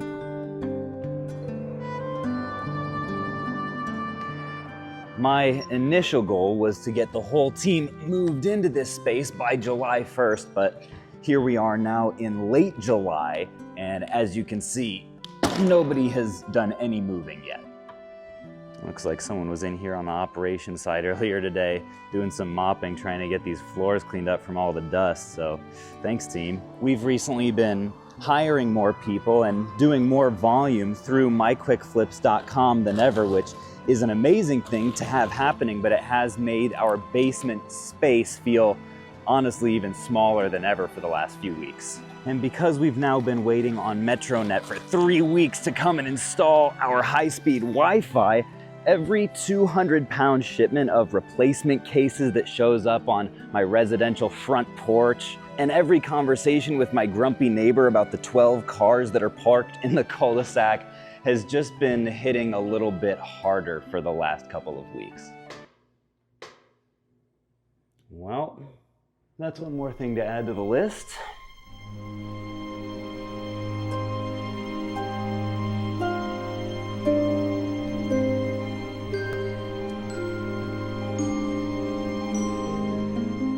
Sometimes when I'm feeling most stressed or impatient, I'll slip back down here late at night and just kind of listen to the silence and try to remind myself that these growing pains we're going through now are not at all unique to us. This is something that every young business will go through at some point.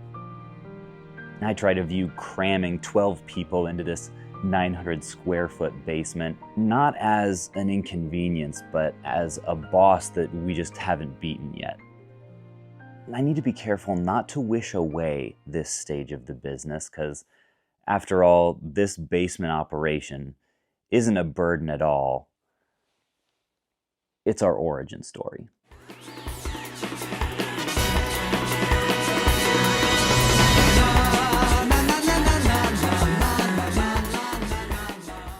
I'm turning this run-down former dojo into Lexington's best video game store. The only problem is, it's empty. But it's not going to stay that way for long because today is moving day. Today, we say goodbye to the basement that has been home to this business for the last 3 years and say hello to the new facility that is going to house us for the next 3. We're gonna be moving stuff out, packing stuff up, and setting up our new facility, folks. This is the Game Store Gambit.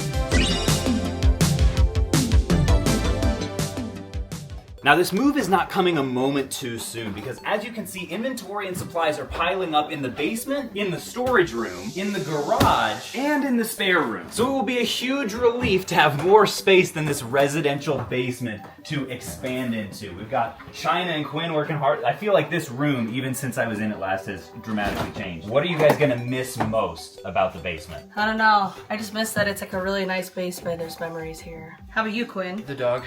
Elsie's really the highlight. Elsie, come on, dog. There she is. Employee of the month, 12 months running, yay! Fortunately, there is a no dogs policy in our new storefront home, but I don't know, maybe we'll have to sneak her in once in a while. You remember when we shot that lo-fi work with me video down there and just like didn't speak for like 2 hours? Yeah, that was just a normal snapshot into what our days were normally like. I was gonna say that was my fondest memory. Yeah. That was the most peaceful time. Well, what I'm looking forward to the most is having the basement all to myself again, because I'll still have my office here while everybody else goes set up over a there. base camp and spread out again. Yeah. Think fast. Nice. Think fast.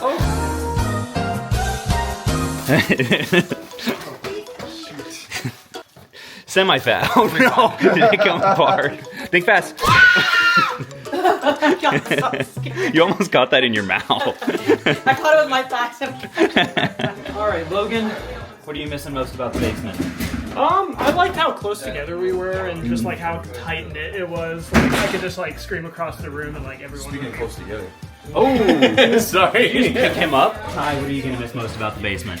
Elsie, this is not safe. Don't put that in.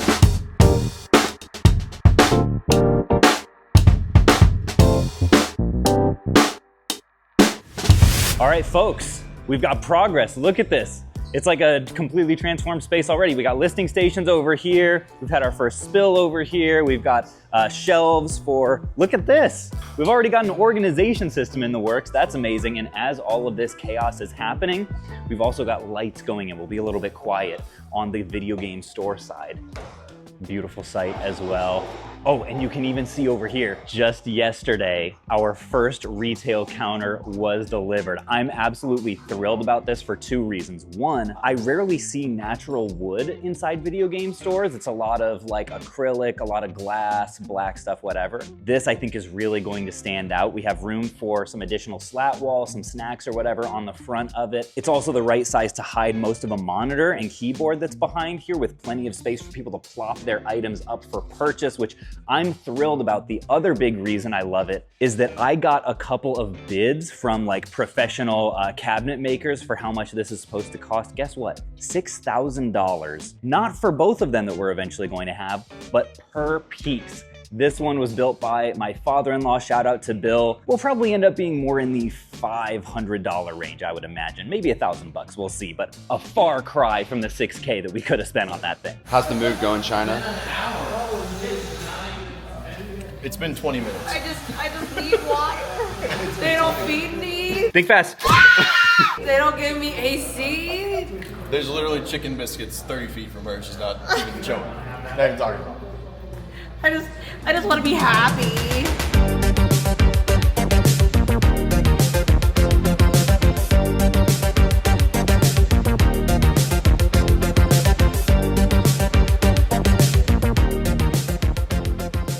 The issue I'm running into right now is we've got more bins than we have shelving space for. So for today, until we get the shelves in on Monday, we have intake coming in tomorrow. Because we ordered like, how many more of these for Monday? 10 or 11. Okay, so we'll have plenty then. Yeah, the issue right now is we have intake coming in tomorrow. So we have items coming in tomorrow, so we need to optimize what we have now in order to achieve like keeping everybody paid, keeping everything like the flow like moving. So what if we took this and then one of the ones that's over there and used each of them as temporary for here, similar to how it's eventually going to be, but then on Monday we put 2 more on each side for intake. So my issue with that is, as far as intake goes, I think we'll be fine for one day to have one here and one there. The problem that we're running into right now is we have all of these unprepped items and all these unprepped bins, and for various reasons, whether it's resurface or it's recasing or whatever, all of these are all over the place. So we need a place to put these to be a part of the system. So what I'm saying is we probably want to deprioritize supplies and then prioritize bins for case, but like where are we sitting them based on condition? You mean the plastic ones over there? Gotcha. So do you want to use the plastic Yeah, we can bins? just use plastic temporarily, and then anything that's not condition related, we can just stack over there until we get the shelves in on Monday, and we'll decide which ones permanently go where then. Okay, that works for me. What are you doing? Man. You eating the last sausage biscuit? At least Spencer's working hard over there. Working hard on that sausage biscuit. He's working hard on it. You got it. Flawless. Perfect.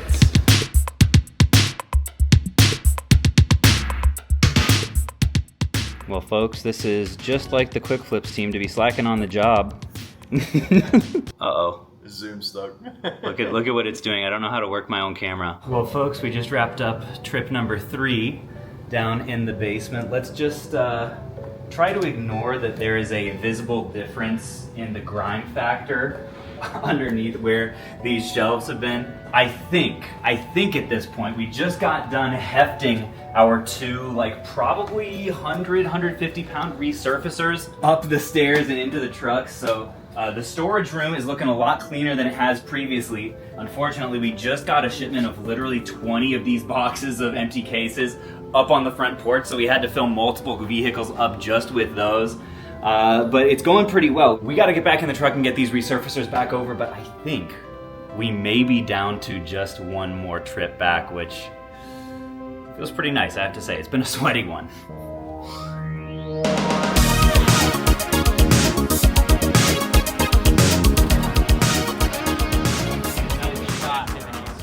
This guy is, oh my god, Kratos numbers.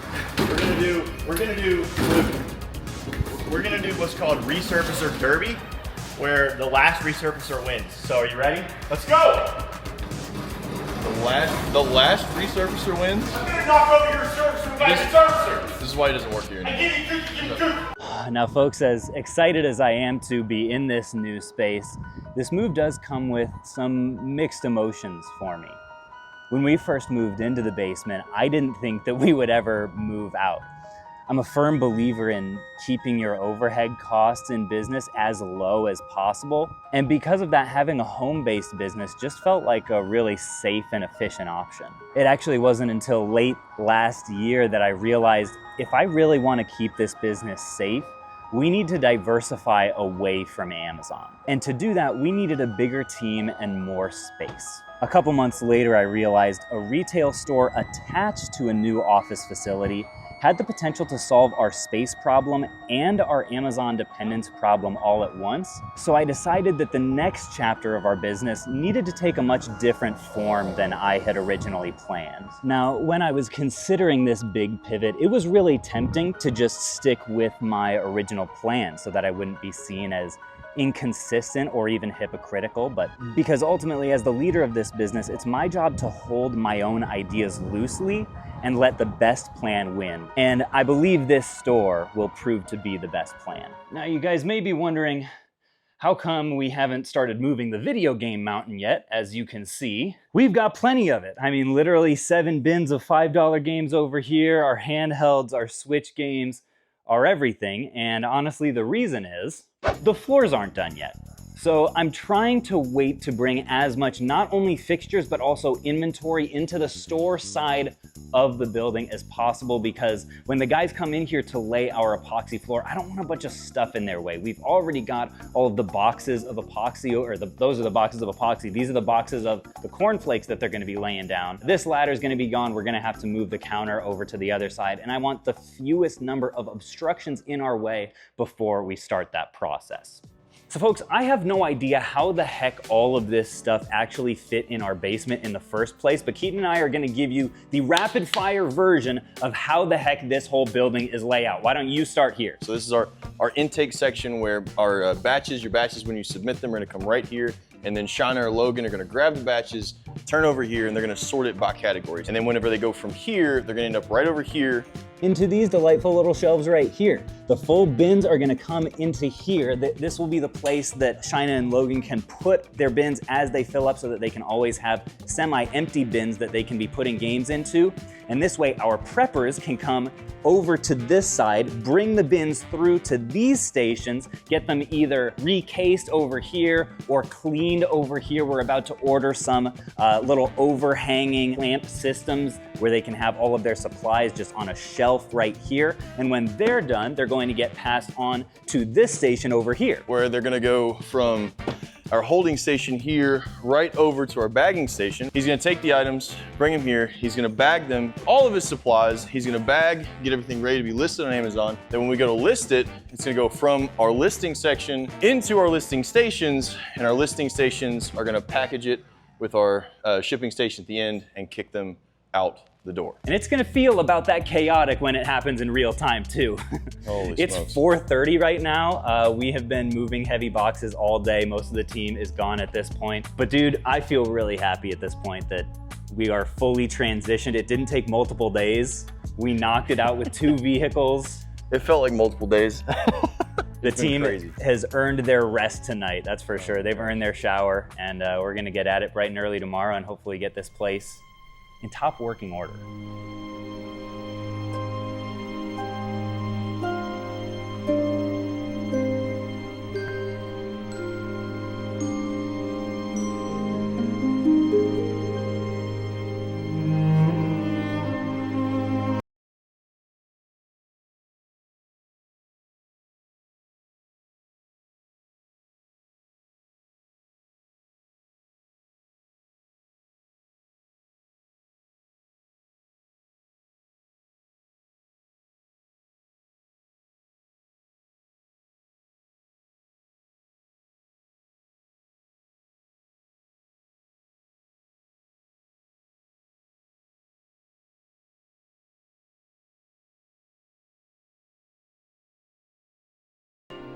Crazy how fast you can turn a basement business back into a regular old basement.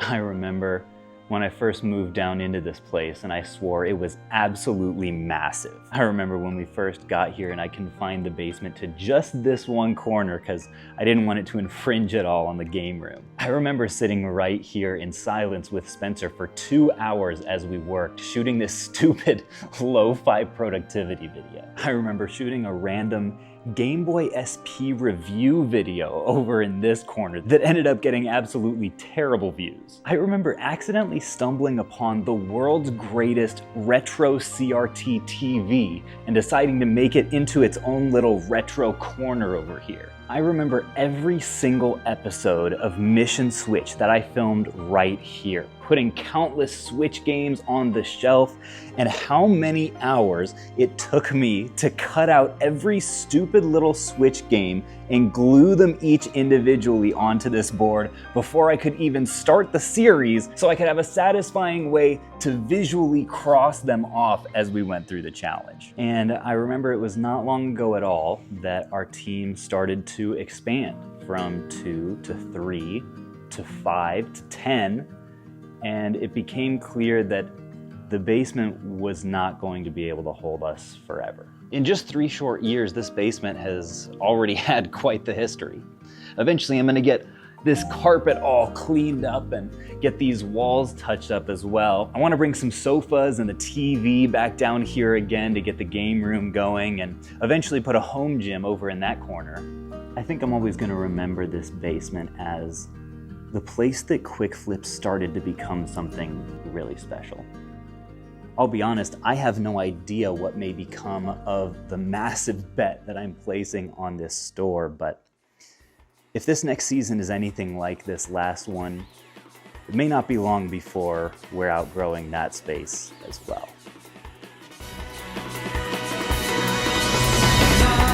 Na, na, na, na, na, na, na. I'm turning this former rundown dojo into Lexington's best whoa, hold on. You can't go in there. Didn't you see the sign? The floor's still drying. Into Lexington's best video game store. We've made some major progress the last couple weeks getting the team moved in here and establishing our online operations, but we've had some major setbacks too. Our fixtures are supposed to be delivered this week so that we can set up all our shelves in the store side, but our floors still aren't ready yet. This week, you'll get to watch the skeleton of a video game store come into being, and I'm gonna go into detail about all the brutal setbacks that it takes to get something like this up and running, folks. This is the Game Store Gambit.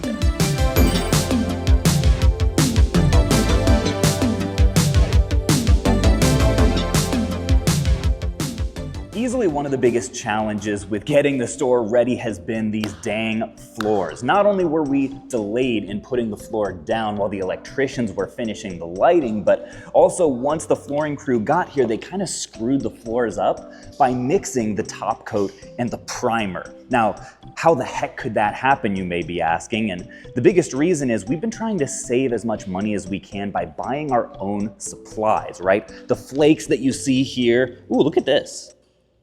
This is actually, I feel like you normally don't really get to see this part of the process. Look at this, it's not, the top coat hasn't been put on yet. Today they're coming back and they're gonna vacuum up this whole little row of stuff because they used all of these flakes to fill in a crack that had emerged. But anyways, all of these flakes here we bought ourselves in order to try to save some money so that the contractors didn't just have to go out and buy them and then upcharge us for the privilege. So the epoxy and the flakes and everything we bought on our own, they were not used to using those, and because of that, they screwed the stuff up. Now, is that any excuse for a flooring professional? I would say no, but nonetheless, at this point, they seem to be fairly confident that even though parts of the floor are still discolored and kind of look different than each other, that once the top coat goes on and all of these loose flakes are vacuumed up before they do that, everything's going to look pretty much as it's supposed to. Is that actually going to happen? Your guess is as good as mine, but we'll get to find out a little bit later on. But while we wait on the floors to be finalized, there's one exciting thing that I wanted to bring you guys in on over here. This is a piece of acrylic that is going to be used, if it's the right color, for a huge Quick Flips backdrop behind our checkout counter on the store side. It's gonna say Quick Flips, pay well, sell fast. But the challenge has been acrylic only comes in so many colors, and our Quick Flips green is like pretty specific. You can kind of see it in the ventilation here. Honestly, even the ventilation is a little bit too blue, but I found this clear one that I think could possibly work. I just need to, I haven't taken a look at it yet, so we'll see. Ooh, okay, let's hold this up to the light. Oh, it's so close, man. I think it might be a little bit too blue, but one thing that we like to say around here is perfection is the enemy of progress. So what I'm asking myself with this here is like, is this close enough to perfect that in reality nobody's going to care and it's still going to look really cool? You can tell there's a little bit of a delta there. Like this is definitely more bluish than the vents, but I kind of feel like in the context of a store with a ton of other colors and on a really sharp black background, this bad boy may just get us there, but stay tuned for whether this actually ends up being a huge mistake. So China, this may be the single most hype video game batch we have ever been sent at Quick Flips. You actually started opening this the other day, right? And I was like, wait, we've got to get it on camera because this one's crazy. It's actually pretty nuts. Okay, for like a normal like package. Okay, maybe not the drug references. Oh my god. How much did you pay Mr. Caleb? Look at that. Dude, they're when have you ever seen so something like that? Mint. Logan, come over here. Oh, dang. How does it feel to hold that, sir? Y'all, I thought this was fake. It has to shine. Look at Charizard, he looks real. The story behind these games is they actually came from a closed down rental shop. Some of them are complete, some of them are box and manual only, but most of them, the boxes have only ever been opened one time in their lives to take the game out, because the rental shop only rented the games. They never rented out the boxes. Way. So these are essentially brand new out of the seals from whenever these came out, early 2000s. Yo! Look at this. dude. Fire Red's just... Fire Red's like, yeah, what, these 500? in this condition, maybe more than Yeah, 800. probably like 1,000. Because you can see like the boxes are barely even creased. Are you getting an Instagram story, dude? He's trying to take it. Here, hold this. Don't drop that. I need to take a picture. Oh, wait. How many Fire Reds is it present at the moment? I think we've got maybe 10 so far. Oh my gosh. Keep in mind, this is a mix of like complete and box only. We're paying just north of 10 grand. 10 grand? Which is pretty expensive for any batch. Oh my god! This is insane. Look at that. Oh. Okay, and it's not just Fire Red and Emerald now. This is insane. Pokemon collectors that come into the store in our first days are going to be pretty hype. Dude, How long do you think all these would last in store? Because obviously none of these are going on Amazon. None of these are going on Amazon? You think we're going to sell this on Amazon? You China? don't Come on, know. you know better than that. We don't sell anything boxed on I didn't there. realize you're gonna put all of them in the store, but Well, not that's at huge. once. It'd That's be like one box Fire Red at a time. Don't even. I'm so wrecked. I need that. That brings me back. I can hear the Pokemon pinball music in my head right now. I love Pokemon pinball. This is incredible. These ones do actually have a little bit of wear. What do you think? Should this maybe be the thumbnail? I do want to see if it has a dry battery from being in storage for so long, but you said it was rentals, so. Oh my gosh. How many batteries do I have to replace now? Hey, Keaton. This is bubble wrap Totodile, by the way. Give me your best bubble wrap Totodile face. I love you, Riff. What are you talking about? Dude, don't touch Totodile there, dude. I'm never gonna be able to look at this the same. Oh my gosh, dude. We'll just put it back a little bit. Oh my gosh. How does that work? No, numbers only. Numbers only. Face that way. No, don't look. Don't show it. Don't show him. Don't. Oh my gosh. I don't know. So folks, since the theme of this video is the brutal reality of opening a game store, let me share with you guys one of the hard lessons that I've had to learn the hard way of opening a game store in the construction arena. Okay, first of all, so office update, we've got a new paint color since we were in here last. We've got a beautiful little credenza, new desk. This I love, the little pegboard here with all the supplies. And then over there in the corner, we've got Severus. He is a low maintenance little guy, which is why I like him.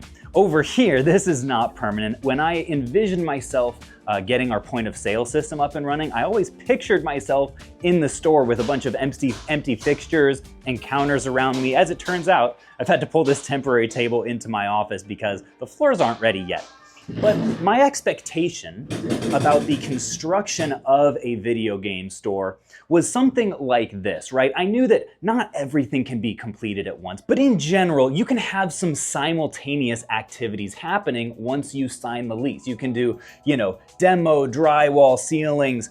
We've got 2 drywalls apparently, electrical, floors, fixtures. A lot of this stuff can be done concurrently, multiple crews working at the same time until you can open. But the reality that I have come to discover is that it is a much more linear process, and a lot of these activities that are necessary to open a store can't be done simultaneously, they have to be done consecutively.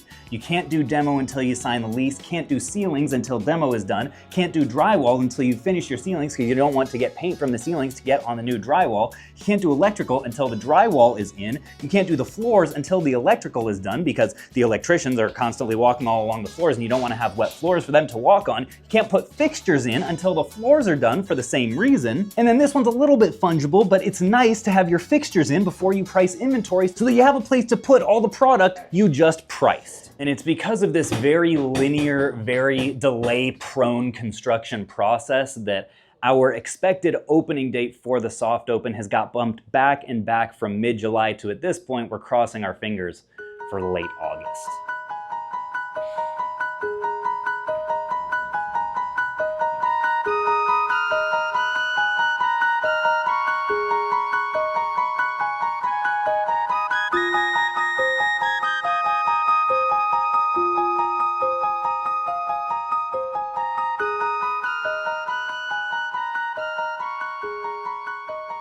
All right, folks, Monday morning, moment of truth. Let's see how these floors turned out. They are officially done. Okay, I would say the results, to be frank, a little bit mixed. On the downside, you definitely can still see the crack. Like, they covered over it a little bit, but you can see exactly where the crack has been filled in. The surface of it is not as smooth as I thought it would be. According to them, that's because when you do it like for a commercial space, they try to make it non-slip, so it's supposed to be a little bit more rugged, a little more grippy, which I'm kind of fine with. It's not like it feels lumpy when you walk on it, but there is one problem. I don't know if you guys will hear this. Let me see if I can. Can you kind of hear the crackling underfoot as I'm stepping in certain spots? Which leads me to believe the top coat was maybe not as thorough as it should be. The other big downside is you can see that visually, it's still a lot more splotchy than I would like it to be. Over here, this strip back here close to the wall is where they correctly applied the primer and top coat. And you can see there's a visual difference and also an audible difference when I walk along this part that signals, okay, this job was pretty shoddy, if I'm being honest. Honestly, the biggest bright side for me is just that the job is done. We're gonna get a very firm brush in here and try to brush away all of these flakes. And I was doing a little bit of experimenting, just like on the louder parts. Okay, if I just scrub this pretty hard with my foot to simulate a lot of days of people walking on it, does that actually solve the issue? And it does seem to help a good bit. I think once people start walking on this a lot, some of those remaining flakes that are kind of sticking up and a little bit awkward will end up being resolved. Ooh, come take a look at this over here. This is cool. This is the actual location of where our counter is going to be when people come to check out. You want it to be nice and close to the door. Back here, we'll have the big Quick Flips backsplash. Ooh, can you picture it? Hello. Hello, everybody. Welcome to Quick Flips. How can I serve you today? The other reason why I'm not freaking out about the floors, especially because I think we'll get a very solid discount on this job. It was definitely not what you would expect of a professional flooring company, is that the floors are not really something that someone is ever going to look at more than once. You might notice them when you walk into a building for the first time. After that, the floors are background noise. They are not something you look directly at. The inventory is what you're looking at. So the first time you come into a space, you're looking up, you're looking down. Oh, wow, this is such a cool place. But the rest of the times, you're not concerned with the floors or ceiling. You're gonna be looking at the walls. And as long as the store generally looks and feels good, this is not something that people are ever going to notice, especially tomorrow when all of our fixtures come in and a lot of this floor space is going to be covered up anyway. I think a lot of people might see how all of this has unfolded and insist that, oh, you should have been way harder on those contractors. You should have gotten your money back. You should have insisted that be redone, blah, blah, blah, blah, blah. Ultimately, in business, you have to be very strategic about the kinds of problems that you fret about. This would be a massive headache to get redone. And so this is going on my list of things that, it's a problem, but it's not a big enough problem that I want it to ruin the rest of my month. Well, folks, this is an unexpected development. We've got the gas company here because, as it turns out, we have a gas leak. So most of the team at this point has gone to lunch. I guess that's the only fortunate thing about it. It happened right about lunchtime. But as it turns out, the entire place is filled with a very gassy smell right now, and I don't think that it was Keaton. I don't know if he wants me to send you, just want to get a moment together.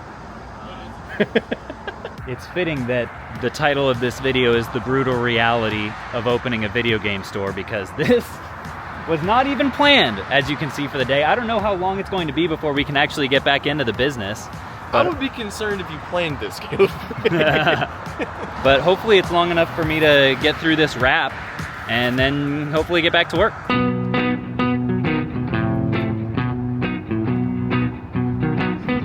Well, just got official confirmation. It is not a gas leak. Keaton, what do you have to say about that, Mr.? Oh, that's a gas leak. We had 2 gas leaks at Livewell. I know what gas smells like.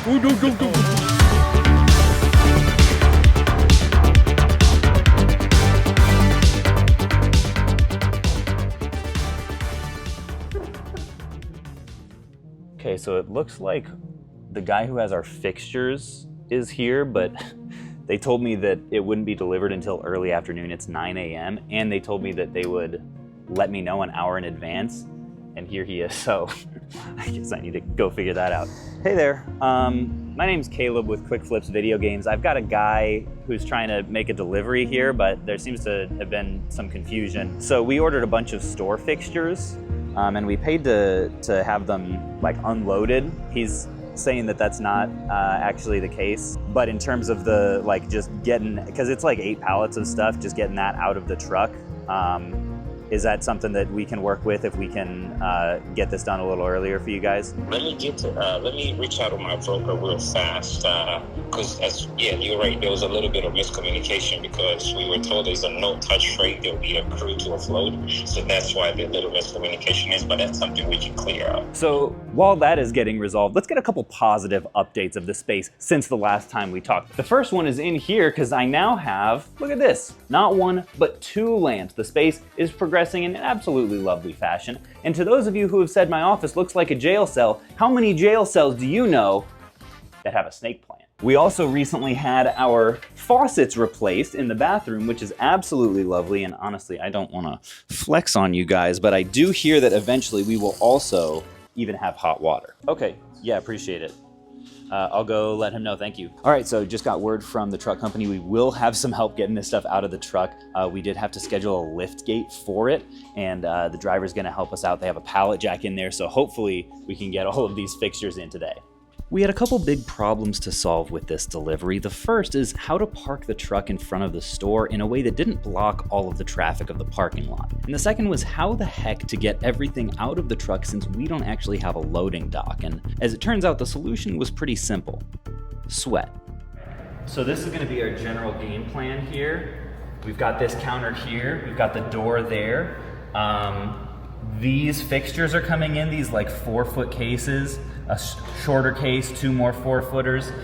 This is not here yet, our second counter. And then we've got the 3 biggest cases are going along that back wall. And then we've got a little island of cases right in the middle here that I think will be like Pokemon cards or high-end games or something like that. It looks like he's in the process right now of kind of getting situated. We'll see if we can knock this out here. He's, I think, getting it lowered right now. A little last minute wall dusting before we can never actually see these walls again. $2,500, by the way, or maybe $2,100 was the cost of these, getting these assembled units here so that we don't have to do any assembly on site. So I really hope this works out. The stakes are high.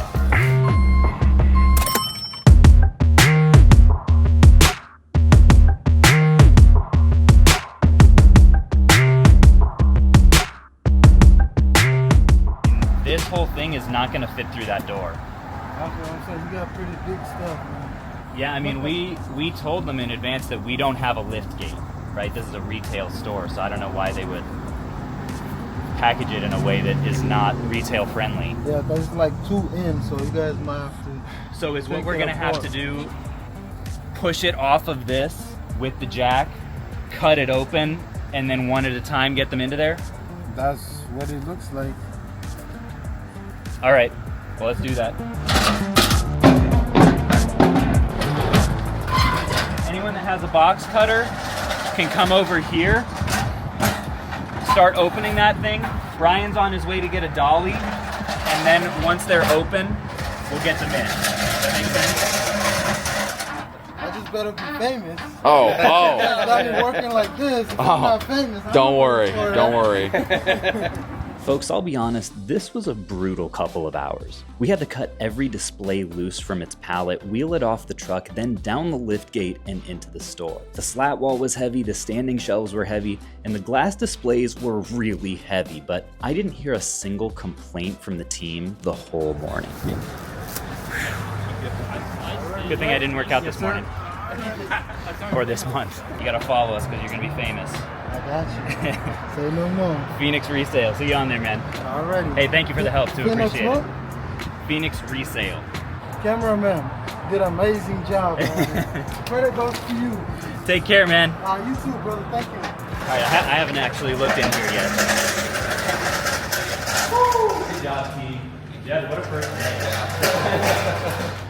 You want to know how he got these scars? Ooh, good timing there, Luke. Come take a look at what I'm working on here. Folks, you have been asking, When's the store opening, store opening, store opening, store opening? It is all I hear when I meet you guys out in the wild. And here I am to tell you, September 27th is officially our day. Starting at 10 a.m., we're gonna be doing some raffles, some giveaways. I'm gonna try to get some food trucks here. And here's what you need to know. Bring 2 things on that day if you are coming out to see us. 1, bring stuff to trade, whether it's Pokemon cards, video games, consoles, whatever, because we are going to be fully staffed and doing deals. And 2, bring some good old-fashioned money because the deals are going to be flying. I'm on cloud 9, folks. Putting this banner together that we're gonna post on Instagram and send to all our friends and everything, this really has made it real. And I'm very excited to finally have a date that I can tell people, be here at this time, and we're gonna have a good time opening this store up.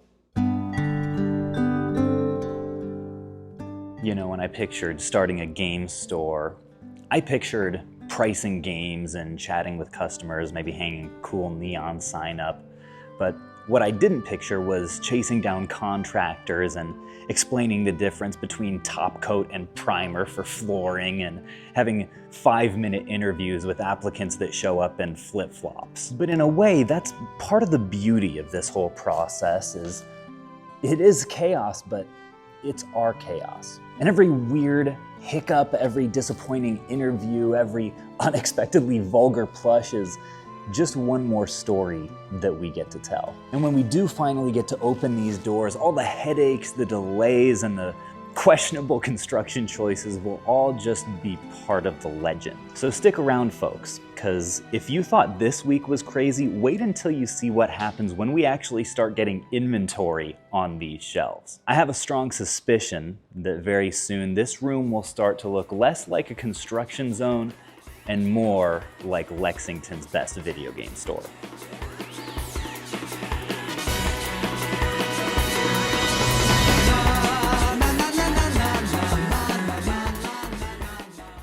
I'm turning this rundown former dojo into Lexington's best video game store. In the last month, we've moved our online business into this warehouse space, put up all of our fixtures, and even set a date for our grand opening, but the costs of opening this place have been piling up. We need to get this place open for business as soon as possible, but before we can do that, we need to get our inventory priced. We have to order a ton more product and actually start to fill these shelves, folks. This is the Game Store Gambit.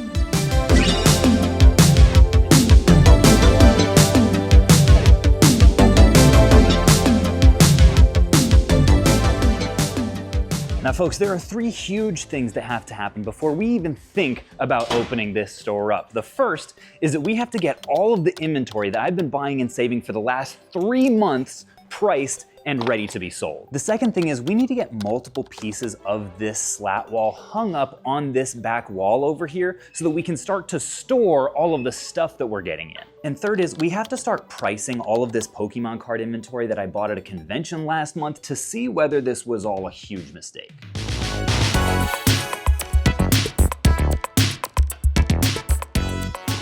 Now folks, before we dive too deep into getting a bunch of games like these actually priced, I wanted to give you a brief update tour since we last spoke, because when you guys last saw us, we were bringing in from a massive box truck all of these store displays. Now, you may ask, Caleb, why are these things all still wrapped in cling wrap? And the reason is we want to keep them nice and clean and scratch free while all of this moving chaos is happening, while we're getting the rafters and the lighting dusted and all that, so that when we are actually ready to put inventory in, we rip all of this off and they're still absolutely pristine.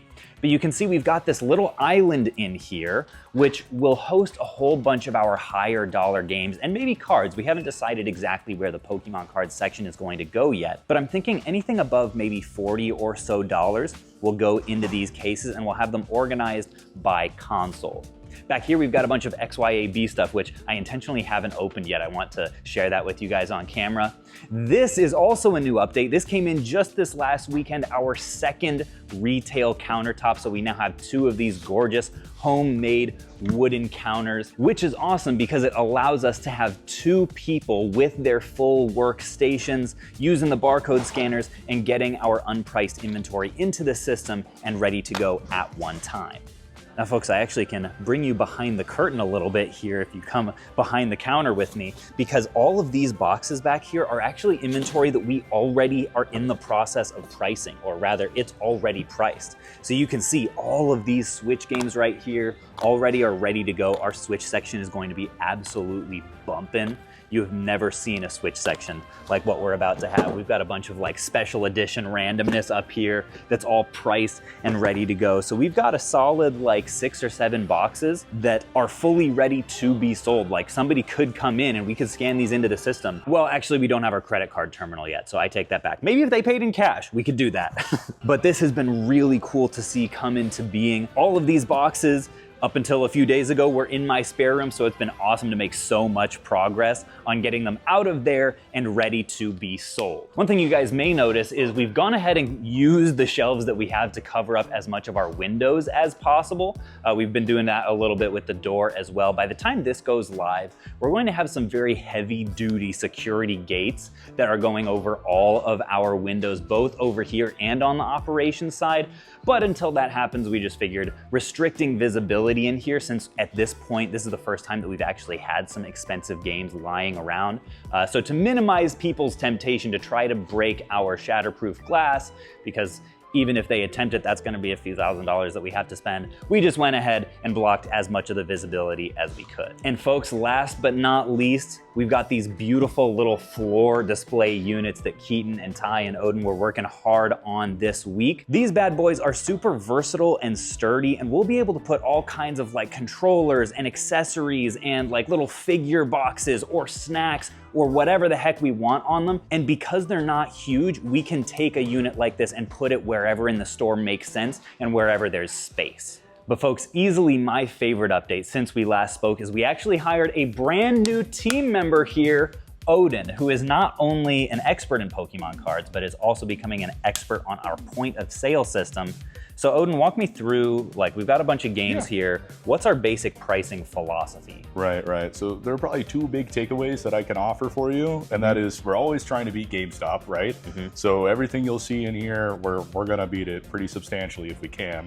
And secondarily to that, sometimes we run into things that are between $5 to $10. We're just gonna go ahead and call it $5, right? So we've got a ton of really cool options for you. Like we've got Halo, we got Final Fantasy, and some other things like that. Yeah, we've got a few little games here that normally at your average game store would be like $7, $9, $10, something like that. But here, anything honestly between $5 and $11 technically. Oh yeah. We're slapping a $5 sticker on, and we're gonna have a whole $5 wall, which I think will be exciting for any like budget value hunters. If you're trying to pad out your collection with games that like are quality but pretty common, we want to make that as affordable as possible because we don't want to sit on this kind of stuff longer than necessary. So Odin, give me an idea on something. We've got some kind of cool little packaged games here. So these are entirely custom, and some of them have some 3D printed furniture.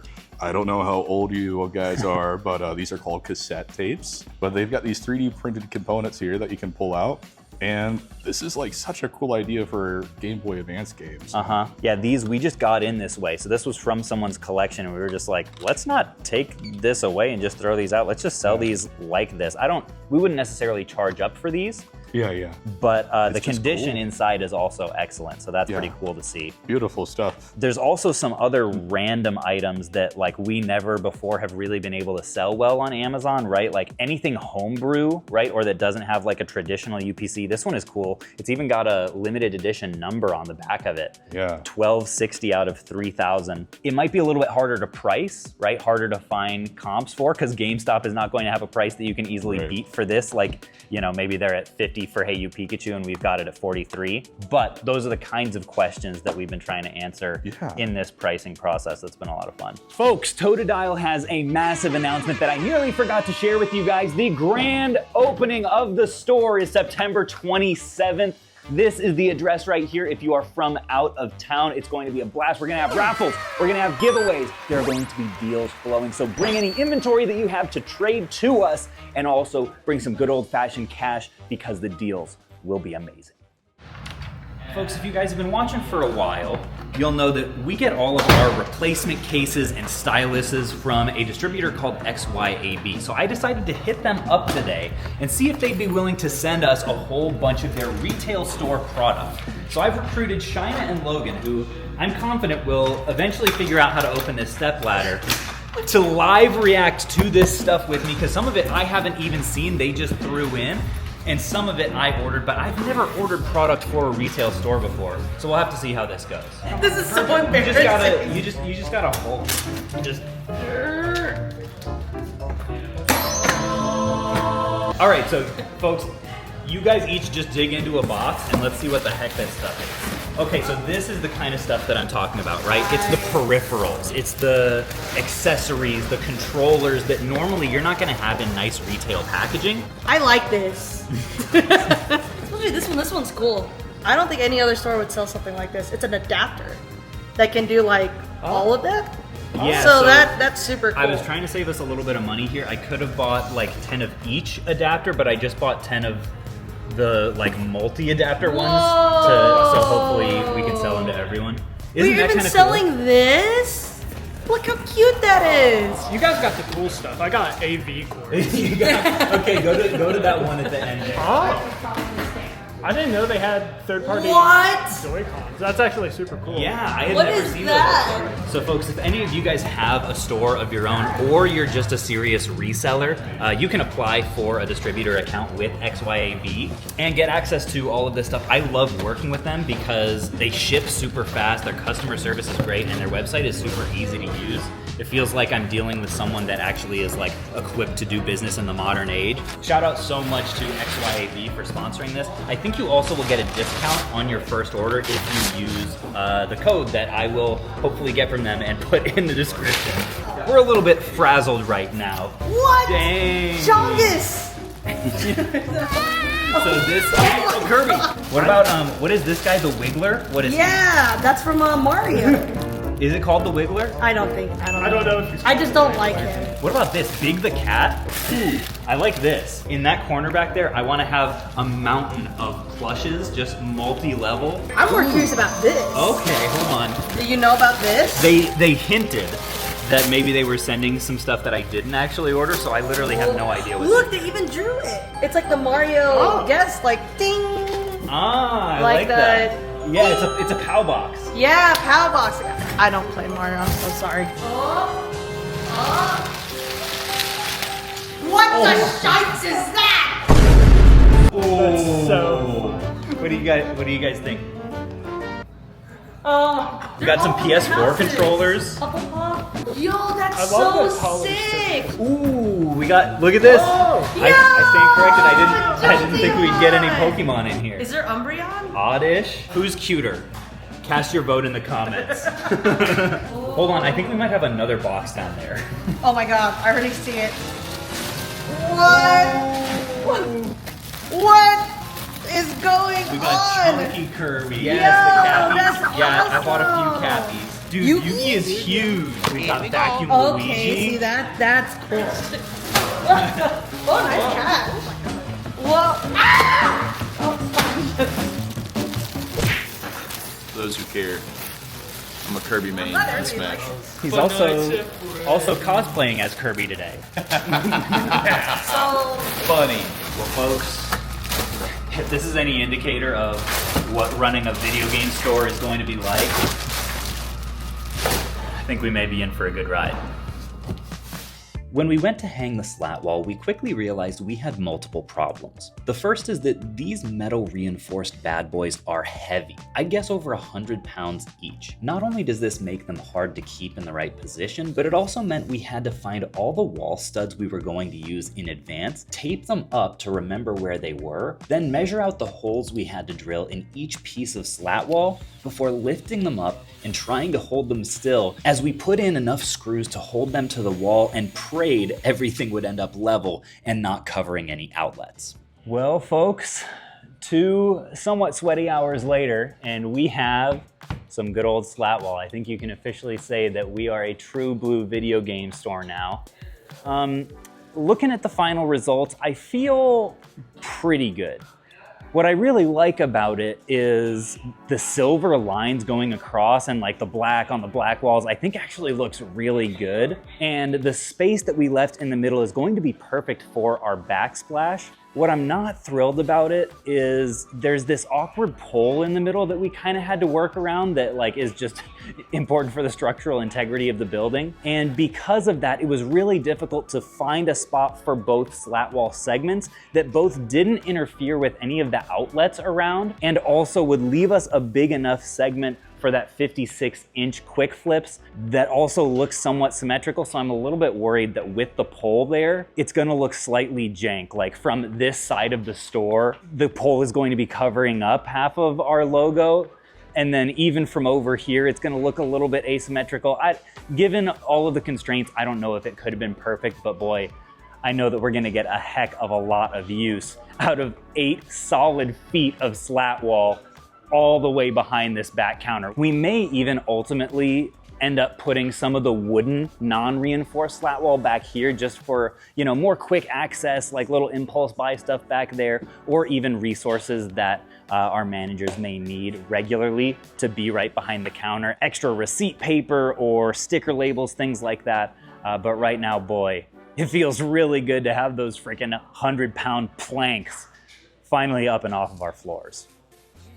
All right, folks, so I promised I would give you guys a peek at some of the Pokemon cards I've been picking up. I am a total novice when it comes to flipping Pokemon cards, so I brought in Odin to my office here to just at a glance review some of these pickups and see whether I struck gold or struck out. So, Odin, what do you think? I mean, is anything sticking out to you in terms of a great or terrible deal?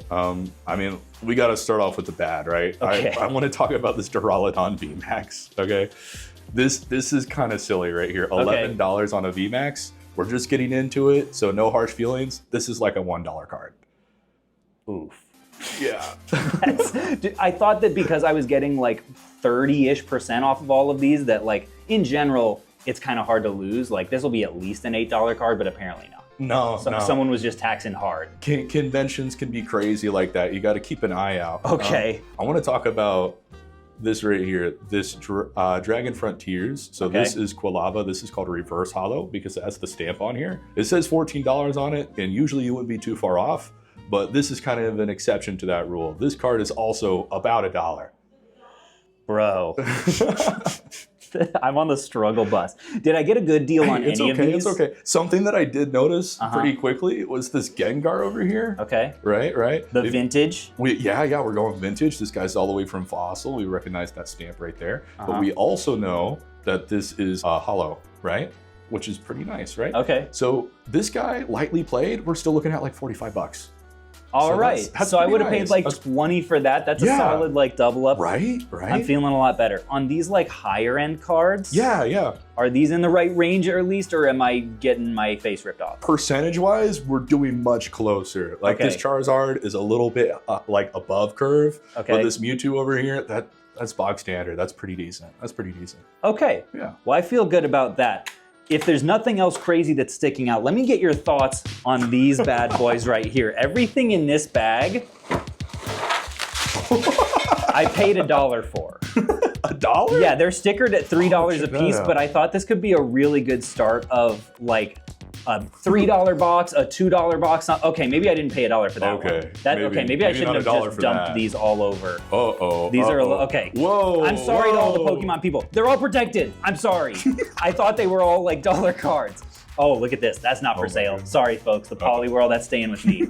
But most of these, I found someone's $3 box and I was like, if I buy a ton of these, could you give me a deal? He said, I'll give you $1 a piece. So I just picked all the ones that I thought had pretty pictures. Yeah. Is that fair just enough. such a foolish move? Honestly, you're not far off. Okay. When it comes to trainers, that's a pretty safe bet. This professor's research, it actually is about $3. Like, look at this thing. Yeah. Radiant Steelix for That- $1? That's like bulk. That's like 5 cents, I think.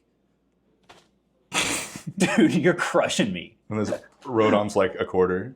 But Oh my, so, but in a store, yeah, no, would you at least sell them for $1? Like, am I losing easily, money? easily. Okay. Yeah. We're You're doing talking great. TCG player prices, but this is like, Oh, you yeah, could throw these in a cheap box and get something for them. Maybe you're looking for the last piece of your collection. These are full art cards. Yeah. Like Oh, people totally. like they're textured, they're cool, right? VSR, yeah. Right? I'm coping, folks. Bottom line, please come support us at Quick Flips Video Games. We desperately need your help. And we do actually have plans of paying as competitively as we possibly can on TCG stuff. Odin is a much more knowledgeable buyer than I am. Tell him to stop buying Radiants. You don't like the Radiants? These things are so pretty. No, they're... I probably won't be touching your cards, but we would absolutely love to do business with you. I may have overpaid for this stuff, but if you come to Quick Flips, you will not. Riff, you can just cut the part where I blatantly stole that from Odin.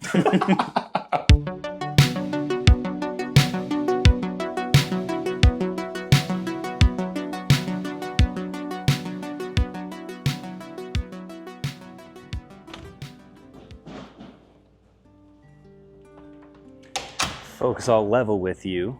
As crazy as it is on days like today, sometimes I'll go home feeling a little bit defeated. I'll fixate on things like the cards that I overpaid for, or the pole that's awkwardly in front of our store sign, because ultimately it's my job in this business to make sure that these kind of things turn out the way they're supposed to. What I keep reminding myself of day after day is that perfection is the enemy of progress. I think the cost of moving as fast as we are is that nothing that we do is likely to start out perfect. And the awkward polls and the bad purchases aren't some sort of stain on my leadership, but rather a natural consequence of building a very new skill of owning a video game store. I sometimes have to take a step back from whatever minor inconvenience I'm fixated on to remember that this time last week, this entire store was empty. This time last month, we hadn't even moved into our office facility yet. We were all literally still in the basement. And this time last year, our team had 9 fewer people in it. You know, when I think about it, this year has been defined by a crazy level of progress. And if the cost of growth like this is making some messes along the way, I think we're in for a messy year.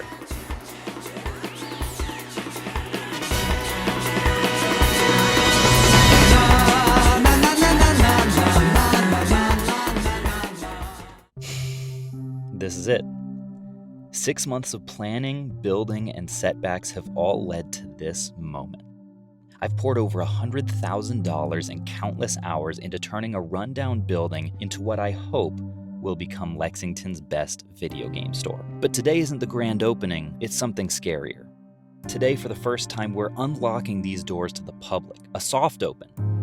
It's our test run before the official launch on September 27th. This is our chance to figure out if our systems work, if our team is ready, and most importantly, if anyone even shows up. In just minutes, strangers will be walking into a dream that's lived only in my head for the last 6 months, and I'll finally find out if it holds up in the real world. This is the Game Store Gambit.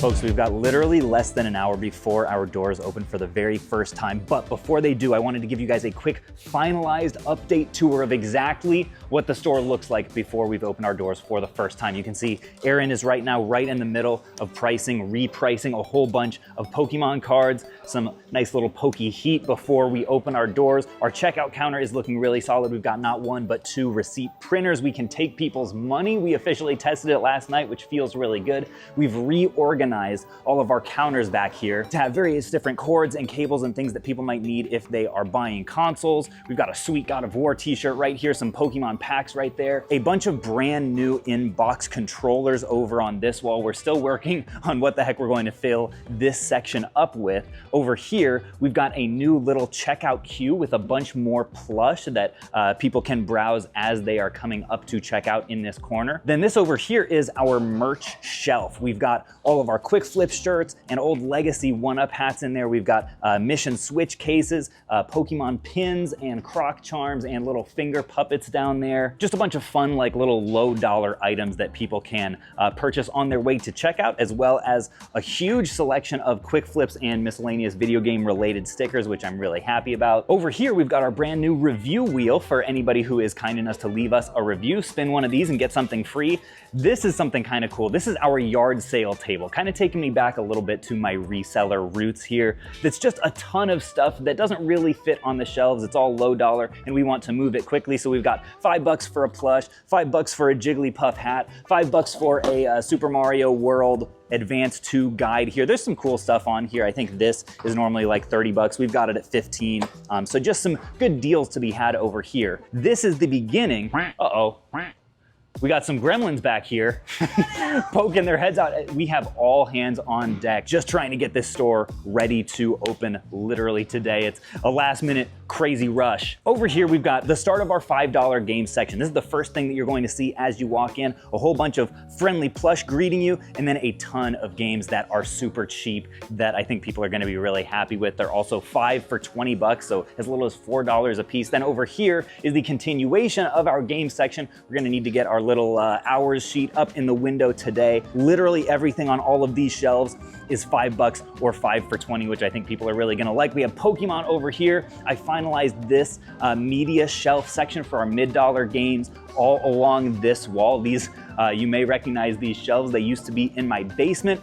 All of these games are $12 to $40. The games have all been removed and put into our storage system behind the counters, so we're not worried about shrinkage there. Perhaps my favorite new addition of the entire store is our, what I call Plush Mountain. It's not quite as mountainous as I would really like it to be one day. Maybe we'll expand it at some point, but we've just got tons and tons of plush from all different franchises hanging out here, ready to be purchased, which I think especially kids will really enjoy. We've got a really solid section of GameCube games and first-party Wii titles all here. Every game on this shelf is displayed in the same way. The rightmost game has the artwork facing out, which I think just contributes to a really nice look overall that I want to maintain as long as we don't have too many games to fit on these shelves. And then we've also re-optimized every one of our large standing glass cases to be really aesthetically pleasing and show off as many of our awesome games as we possibly can. Look at this. We've got Dokapon Kingdom over there. We've got not 1, but 3 copies of Unwritten Tales 2 on Wii U, if that's something you're looking for. We've got a killer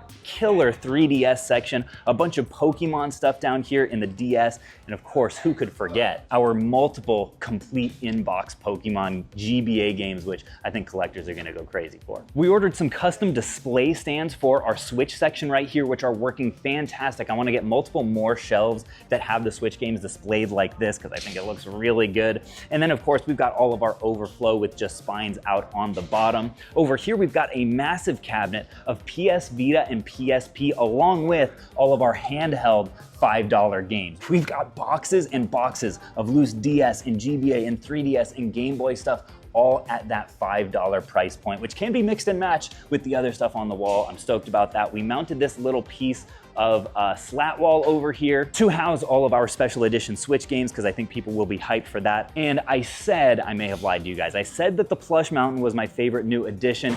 It honestly may be this section that Odin and Aaron are working so diligently on, which is our testing wall. I don't know if I've ever seen a console and game testing wall that looks as polished as this. We've got all of our cords hidden going through these little like semi-invisible grommets right over here, which I'm, ow. That actually is kind of sharp, which I'm thrilled with. And then anytime we're not actively testing a game, we'll be able to put on either like some quick flips channel stuff up here or some store announcements, some promos that we have going on. Just do a little slideshow. Odin, you have any predictions for the day? I think it's gonna be a good day. That's my prediction. It's gonna be a good day, folks. How can it not be? Quick Flips video games, day 1. Shaina, are you hyped? Super hyped. We got the fire extinguisher ready. Because of all the heat people will be bringing in. Are you guys doing some like little last minute labels for our consoles? To make sure we have some prices reflecting our nice console wall. As you can see, all this shows like the displays, right? And when you're ready to buy it, they're already all pre-packaged, ready to go. That's super helpful because as you can see, this prices on the sticker labels here are not huge. So for people to be able to see from a little bit more of a distance, see from behind the counter, oh, a Super Nintendo is $120 or whatever the heck it is. What's this one gonna be for? Is this PlayStation? Yep. 69. And these will go, what, in these little shelf things right here? Yes, sir. It's all about the polish, folks. This is that last level, the final sprint. We did announce yesterday on the Quick Flips channel that the store will be opening today, but that's literally the only word that we have put out, that today is our first day. So I don't expect today to be anything crazy.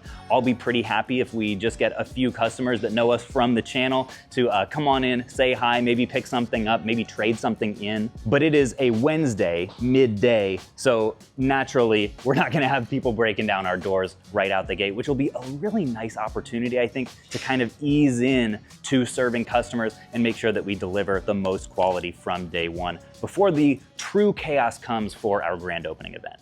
I was talking to my wife last night about the store opening today, and she asked me like what I'm most scared of, because I was like, oh, I'm kind of nervous. But I started thinking about it and I realized that like, I just have so much confidence in this team. Like Aaron, Odin, Logan have all crushed it. Even if we need to pull any help from the online side, like that team is just so service-minded and quality that I think our odds of anybody leaving here without a smile on their face, even if random stuff does go wrong and we can't take a card or our cash drawer is stuck or some game doesn't work, I just kind of realized in that moment, I really don't have anything to be nervous about. We've solved as many problems as we can up until this point. I guarantee there will be a whole lot more to solve along the way, but boy, I just have a lot of confidence in this team, and I think Odin's right. It's gonna be a good day. Folks, I was just ripping this little top tape off and realized we've got an entire layer, which is nice because the screen is incredibly dusty, so this is one less thing that we have to clean, I guess. We're at T-minus, what, 6 minutes? And we've got the B mix going. It looks like me, you said?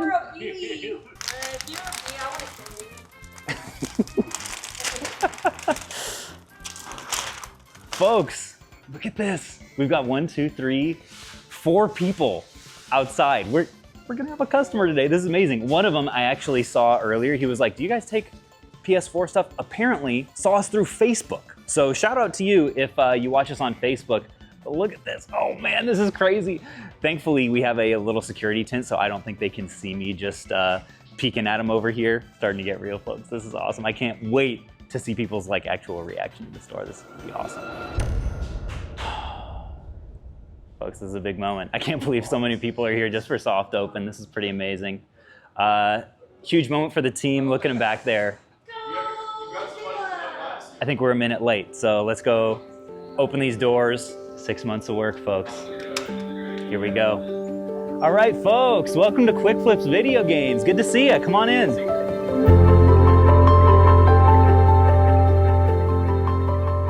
I feel like I know you. I've watched you for years. Oh, thank you so much. On YouTube or? YouTube, sir. Yes, sir. And what's your name? Tony. Tony, thank you so much for coming. Absolutely in love with the store. It's good. No kidding. You guys are enjoying? That's amazing. This is the first time it's ever seen an actual customer, so. Anything in particular you guys are looking for? $5 games. There you go. Okay, well, you got first dibs here. I would guess that these will be very popular today, so yeah, dive in. Wow, this just got real, folks. This is crazy. I'm actually, at this point, glad that we didn't fully fill that little aisle back there with stuff. Because it seems like if people are at the back cases and these cases at the same time, nothing here feels super crowded, except maybe this little alcove with the $5 games. That's a little bit cramped, but boy, people are shopping, folks. This is so cool. I think we're gonna have multiple trade-ins today too. Let's go check in with Odin. Is this our first ever trade-in? Yeah. Oh my gosh, thank you so much for coming. What's your name? I'm Bill. Bill, good to meet you. Nice to meet you. Okay, so some vintage stuff here. Yeah, earlier stuff. This seems nice condition. Folks, a Charizard on day one? This is crazy. Do you get this every day in card stores? Not really, no. Like a vintage Charizard? Yeah, they're pretty nice. I'm hype about this. Venusaur, Mewtwo, and these are like all holographic too. This is, I feel like I'm going through like my childhood binder. Well, this is incredible. I mean, if nothing else happens today, this has made my day. So thank you so much. Appreciate you.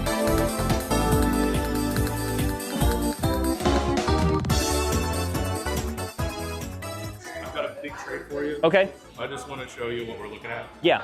So I got this, and then this is how much we're doing in credit. Yeah. So I mean, we're trying to pay the best for stuff. We're trying to pay the you best. You gotta pay up. Well, thank you so much again. That's so exciting. All right, let's see if we can help anyone over here. Anything else I can help you guys with, or it looks like you're pretty well taken care of, folks. Just looking at people walking around with little handfuls of games and cards and stuff. Aaron's over there checking people out. Odin is taking trades. Almost feels like a real game store. This is crazy.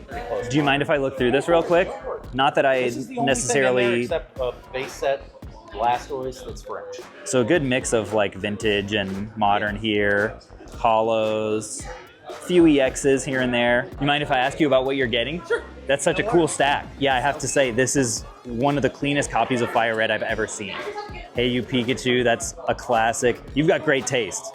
These are some bangers for sure. This is actually a better price on that than I expected.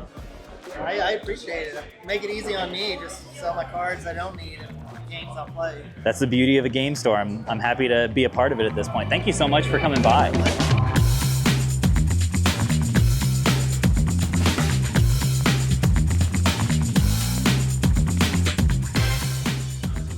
And were you looking for cash or credit? I was gonna say what cash was. Just Okay, curious. yeah, for sure. Yeah, that is a beautiful one. This would look awesome in our case, so I think it would bring people in. What would you say your highest cash would be though? What price? I think I could get you to 580. 580. Yeah, I can do that.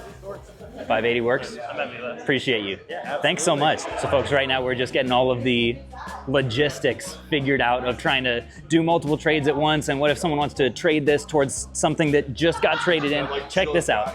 Yeah, so someone just traded us this Scarlet and Violet 151 Ultra Premium Collection, and another guy came along and saw this and was like, I want my trade credit to go towards that. So we're like, oh, we've got to get this priced so that we can actually put this in the system, and then the guy can buy it when you trade stuff. Chaos, but all good problems to have. And we did end up coming to a deal for this gorgeous red and blue 3DS. This actually was not in Quick Flips for some reason. I wish it was. We should be offering for this bad boy, but we're doing 580 cash on that. This is just a statement piece, right? You want it in the shelf. Hopefully this is the kind of item that someone will see and will say, hey, I want to trade towards this.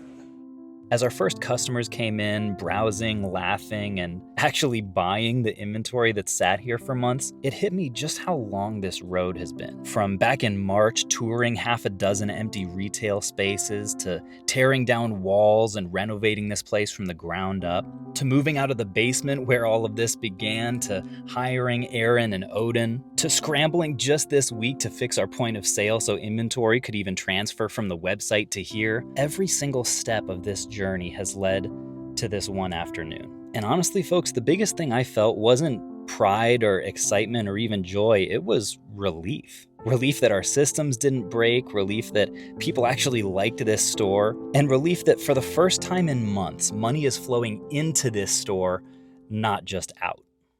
So folks, one thing I've been a little bit surprised by, like as I was just trying to predict in my mind what would be the most popular here, we've gotten to a point in the store where we're kind of dying down. We got a couple people at checkout, a couple people at trade, but a very manageable level. So I was coming over here to like kind of restock and reshuffle stuff around, make sure that we've got as many cover arts showing on these shelves as possible. And I noticed, man, our 360 section kind of got decimated.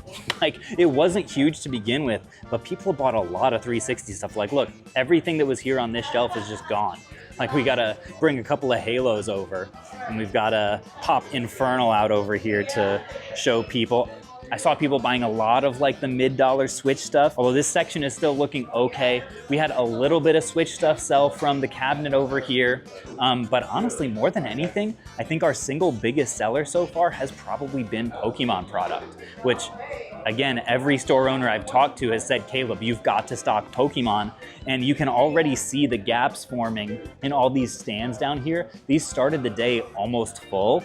We also had a $500+ booster box sell to someone who traded us in that like really nice 3DS console. People have definitely been loving the $5 game section. I think this is something that we'll definitely see dwindle as the week goes on, and especially at grand opening. What a fantastic day. So next order of business is gonna be getting up our banners, which we've been saving. I didn't wanna put up our 2 banners, one that says now open and the other one that has all of our grand opening details. I didn't wanna put them up until we were actually open so that people don't come and feel disappointed. But now that we're actually open, we can start spreading the word to the people that don't already know us from social media somehow. I just have to find the, oh geez, this is steep. Just have to find the best point, on the fence that will gain maximum visibility from people going both directions. So probably not, we'll probably head down this way a little bit so that we don't get blocked by this tree. Ugh. Aw, crap, wrong bit. A lesson for you kids, always bring your bit kit. Oh yeah. Ugh. All right. I don't think that's going anywhere. Oh, good. A potato. I haven't eaten yet. Oh my gosh, I'm potato rich. Aw, crap. This is a good sign. Whoa. This thing was 13 bucks on Amazon. What a time to be alive. So folks, the current task I'm working on is our door closer up here. We had to take off because the gate was interfering with it. We're waiting on another, I didn't even know really what this thing was, but you know how like on all the retail doors, they have this little apparatus that has the arm that like makes sure that it doesn't slam too hard and that it doesn't like stay open too long. Well, we don't have one of those, so this thing is just swinging freely. And when customers are opening this, especially when it's windy, it's just going back and slamming against the metal here, which I don't want our glass to break for a third time. I'm seeing about right now, just as a temporary measure while our door closer comes in, installing this little corner door stop back here, just so that there's a little bit less likelihood of any glass or door frame breakage. But I'm honestly not sure if this drill is going to be able to drill into just solid concrete here, so I guess we'll find out together. It looks like I didn't do anything. Surely I'm supposed to have better equipment. Yeah, that's hopeless. I'm sorry. I'm just gonna stand here all day. Holy cow. I think this bit got like fried. Look, can you see how like burnt that is? I think I melted part of this thing. Fun little science lesson, kids. Drill bits are not stronger than concrete. Odin, we finally have a little bit of a breath here. Walk me through what are some of the coolest trade-ins we've gotten today. Yeah. Okay, so I've got this guy hidden down here because I don't want anybody else to know about it just yet. But oh my God, we just randomly have a 151 premium collector booster walk in. Is that like a big deal? These are pretty sick. I mean, it's 600 bucks. That's it is crazy. 600 bucks, and it's not even that old. Like, this is just Scarlet and Violet. This is the past few years. This is modern. This is just a nice little box. I've already had people try and trade for it today. And I've almost let go of it a few times, but didn't end up happening. Didn't end up happening. So it survives another day. Survives another day. Put out the call yesterday in our announcement video. We said if you've got Pokemon cards, bring them in because we're trying to stock our Pokemon case, and people have showed out. Oh yeah, people have showed up. That's awesome. Bring me more of this. Bring me more of anything you got. I'll take it. Where'd that stack of vintage go? Ooh. Just some more singles. First of all, this is Zapdos.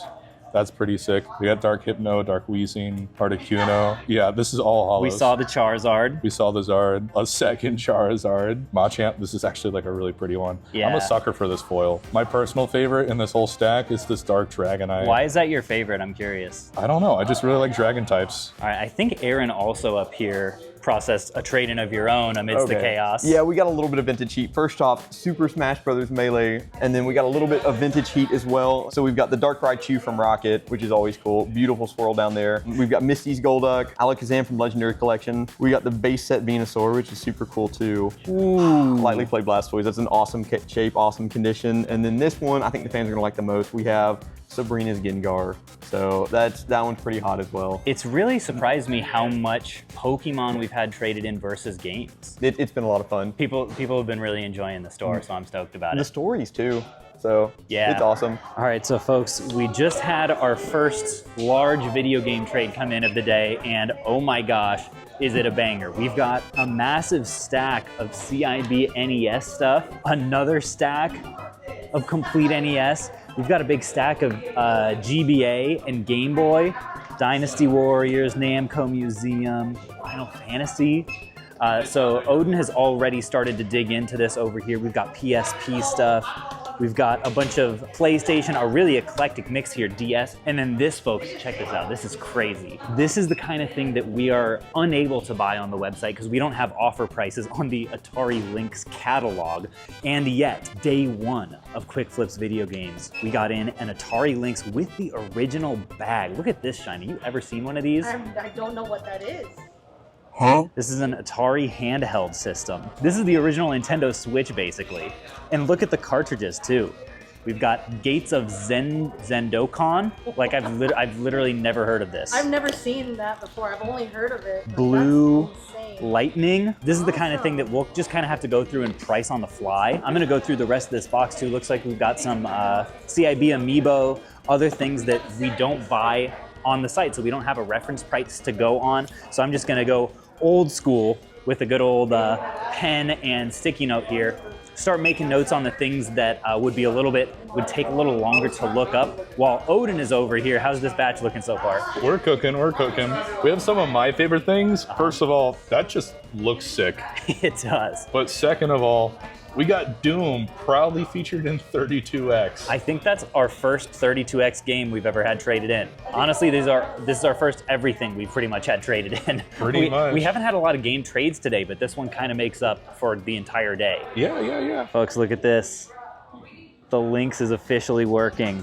That is so cool. This is literally the first time I've held a working Atari Lynx. Throw your Switch out. The Lynx is in town. Whoa. That's Slime something. Slime. Slime Goblin. It seems like all the buttons are working. Seems like a working Lynx to me. Well, folks, the marathon trade-in of the day has concluded. Ended up going with cash. $1,500 on day one for all of this retro stuff. Yeah. How was that? You know, we've got some really cool Game Boy Color Pokemon games, some more cool ones here. I love Crystal Gold. A lot of good PSP stuff. PSP. Which I was not expecting. Ton of loose stuff. It actually just occurred to me, some of you guys may actually not recognize Aaron if you're not following us on the Quick Flips channel, which first of all, shame on you. And second of all, let this be a lesson. Subscribe to the Quick Flips channel. He got introduced earlier, maybe last week or the week before on that channel. At some point. What a crazy trade to get in, literally Super day cool. one. And we've still got a couple hours left to go. This is insane.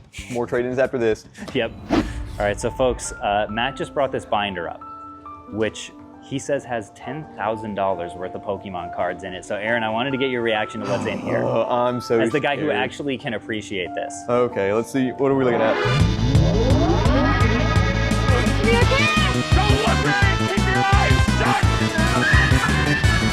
Oh my, just, started out with a gold star. No, and I saw what was up next too. Oh my God, the complete legends. Look at Odin peering over here. He can't resist. Odin wants to see, just He's like a starting it out. fly You know what I to mean?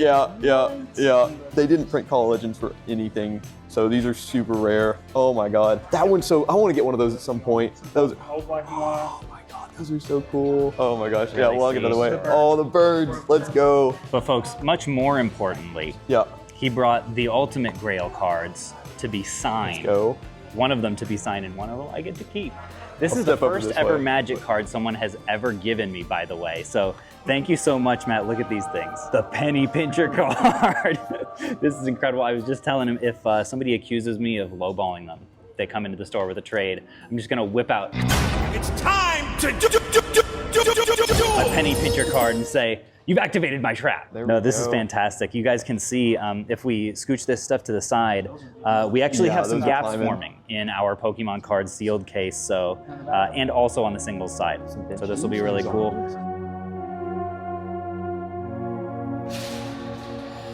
And folks, that is what a wrap looks like. Feeling good, Odin? Feeling good. But there is one thing left to do besides get all of the inventory that we took in today all priced and cleaned and ready to go. We have to take a look and see what the heck we did in sales today. So we've got our POS pulled up. Any guesses? I think we spent at least a couple thousand. I think it's a few grand. A few grand in sales and intake? Net, and intake, yeah. All right. Let's take a look. Who knows? Oh, that's dang. Wow. Okay, so hold on. So 249 items. What we sold? We sold 249. How many things? Our cost on all of that was $4,700, and our sales were $8,206 for a net profit of $3,488 day one. Let's go, team. Okay. Well done. If we can keep that up, oh man. Wow. This could be an exciting year. Obviously, this is the first day. I would guess that tomorrow will be a good bit slower, which honestly we kind of need because we've got a lot of stuff to catch up on. But boy, what a day. I feel really grateful to just have you guys on the team and to be able to do this with you. This is something special. Folks, when I started this series, I promised you guys that I would tell the truth. And honestly, starting this store has been one of the hardest things I've ever done.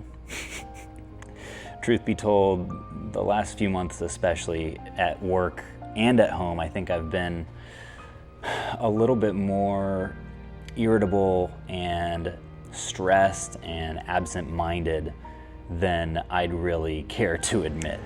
I think in the last few months I've definitely been feeling the pressure of hiring a new team and building new skills and opening this store, and all the while trying to document the whole process in a way that is excellent for you guys, and yet kind of feeling all the while like in real life I'm falling further and further behind. But folks, today, this store that at one point was just a dream in my mind started to become a reality.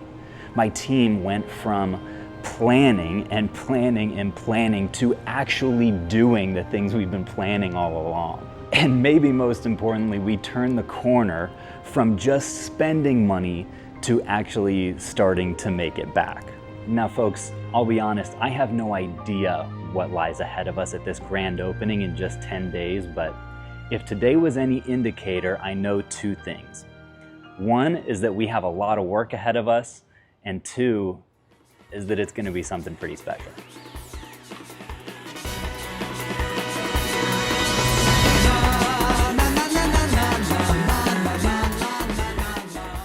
This is it. I've spent the last 200 days of my life, $200,000 and more late nights than I can count leading up to this day. This isn't just any day in the life of Quick Flips. This is our grand opening, where we see whether all of the risks and late nights and expenses were actually worth it.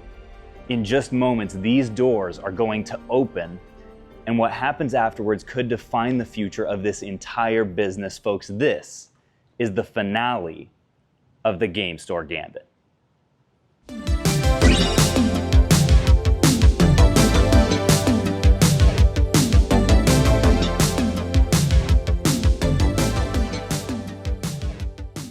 This last 6 months has been a crazy journey. At the beginning of this year, I realized my basement business was in danger. Not only were we struggling as a small team to keep up with our workload in a tiny space, but my whole business I'd spent the last 6 years building was dependent on Amazon to stay afloat. I realized back in January that both these problems could be solved by moving into a new office space with a retail store attached, and so the process began.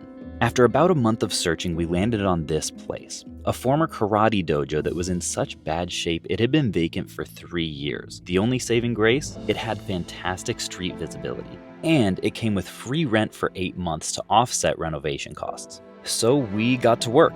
We spent months coordinating contractors, breaking down walls, building offices, scrubbing floors, and finally, we were able to move out of the basement and into our new home. It was a huge relief to have my 10-person business out of my house, but the work was just beginning. From there, we had to finalize the layout of the store, finish the floors, order and haul in all the fixtures, hire 2 store managers, figure out our new point-of-sale system, and get $200,000 of games and Pokemon cards priced and stickered.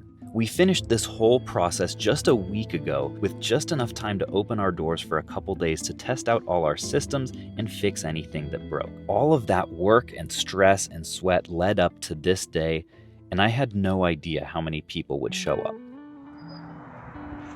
All right, folks, welcome to Quick Flips Video Games. Thank you guys for coming.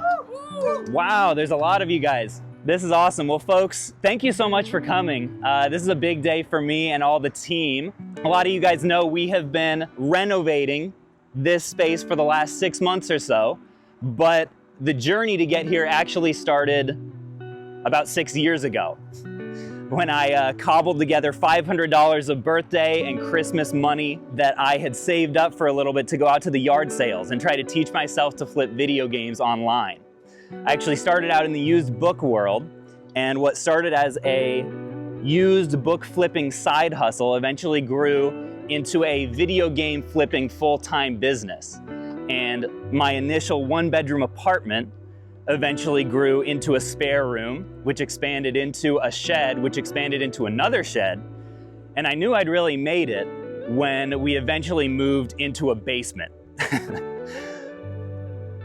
Over that period, the team also grew from originally just me and Elsie, my dog, to everybody that you see here, a 12-person full-time team, many of whom you guys will get to meet today. And perhaps most excitingly, as of about 2 months ago, we were able to even move out of the basement into this 4,000 square foot space, which you guys will get to step into today. And boy, it just makes me really happy to have all you guys here. This is a proud moment for all of us. I was walking around here just looking at all of our cases and checkouts and games the other day and thinking how everything that you guys are about to see started in some form from that original $500. And I know somebody once said that opportunity is everywhere, and I think this store is the ultimate proof of that. So thank you guys so much for being here. Can we get a quick hand for the team that set all of this up? None of this would have been possible without them, so treat them well today. They're definitely gonna do that for you guys. Are you all ready to buy some video games? All right.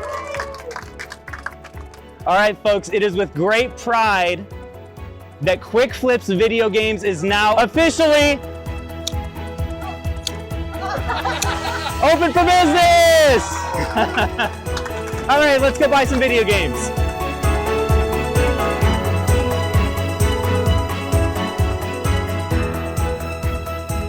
All right, welcome in, guys. Let me know if I can help you find anything. Thank you all for coming. Thank you for coming. Appreciate you guys coming out. Thank you. Appreciate you guys. Thanks a bunch. It's real, folks. We have definitely never had this many people in the store before, so this is kind of crazy. Magikarp and a Cubone riding an Onyx. This is incredible. You know what? I'm gonna put these over here. I actually was just telling the guys we have a little space in this glass case up here, and these will be perfect decorations. Thank you so much.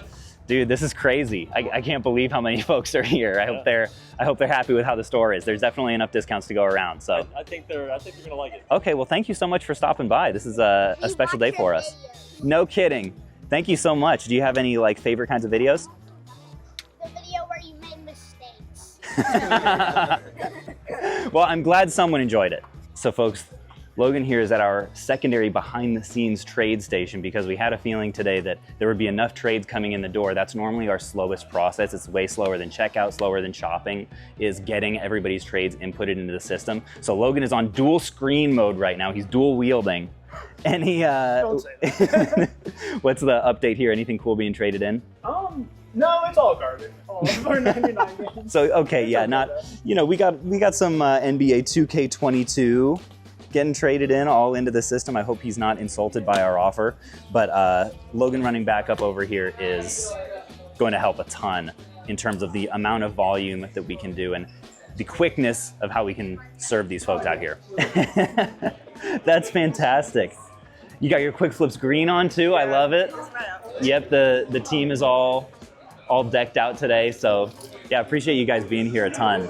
Debating on the Pokemons. See, those are some grails you have in your hands there. I know it is. I know it is. That's hype. You mind if I take a look? Sure. Wow, emerald, fire red, and leaf green. Yes. Yeah, this stuff, it's gorgeous. I mean, so good. Tough to find condition better than this. We got it in the protectors for a reason. Yep, but I won't judge you either way. Yep, I seen that video they all came in. And Yeah, well, I will tell you, those guys won't ever be more than 10% off. Exactly. So, exactly, for sure. you know, today might be the day. Like 10% off, you know, and I'm like, that's... But then again, don't let me tempt you. I got you. I don't want to be the devil on your budget's shoulder. Y'all bring some good stuff for trade-in? Switch. Okay, Switch that's OLED. great. That'll only be our second Switch OLED we've gotten. So, Really? yeah, is it in good shape? I'd say so. I mean, Okay. there's a little old sticker residue here when I bought it. Some extra Joy-Con, it looks Extra like. Joy-Cons, yeah. Did you upgrade to a Switch 2? I did, yes. Congrats. I was there at launch night. Wow, I've heard really good things. I don't have one myself. I'm waiting. So much fun. We need to get another one traded in so that I can play Bonanza. That's what I'm waiting for. All right, so one thing that I didn't want to say in front of the rest of the team is one thing that a lot of people have been asking me about is, Caleb, what are your goals? What are your sales goals for today? And I don't necessarily want to be super public about it because I don't want like the team to be unnecessarily disappointed for no reason if we don't hit some arbitrary number. But just to, you know, between me and you guys, the number that's been sticking in my head, our previous best day so far was 8-point-something thousand in sales. I would love to more than double that number and hit $20,000 in sales today. We've never come close to that. We've been doing Amazon for 5 years and our best sales day on Amazon ever was like $21,000. So it's extremely ambitious. I have no idea if it's feasible, but just thought that I would throw it out there between you and me. Just don't tell anyone else. Maybe I'll tell them afterwards if we end up being able to hit it. Anybody want to compete for a chance to win $5? This guy immediately, I didn't even say what it was. I just said, anybody want to compete for a chance to win? I could have said a dumpster, and you didn't know what to do with that. I want you to stand on one foot. I want you to use the opposite hand. All I want you to do is see if you can shoot and make it into this basket. Almost. I'll give you 3 chances. Up on one foot, opposite hand, there you go. Bang! All right, so here's a $5 gift card. When you go inside, just make sure you hand it to them. Anybody want to compete? Right here, and then shoot. Oh, almost. 2 more times. Oh! Take your time. Oh! Anybody else want to compete this far back? Opposite foot, opposite hand.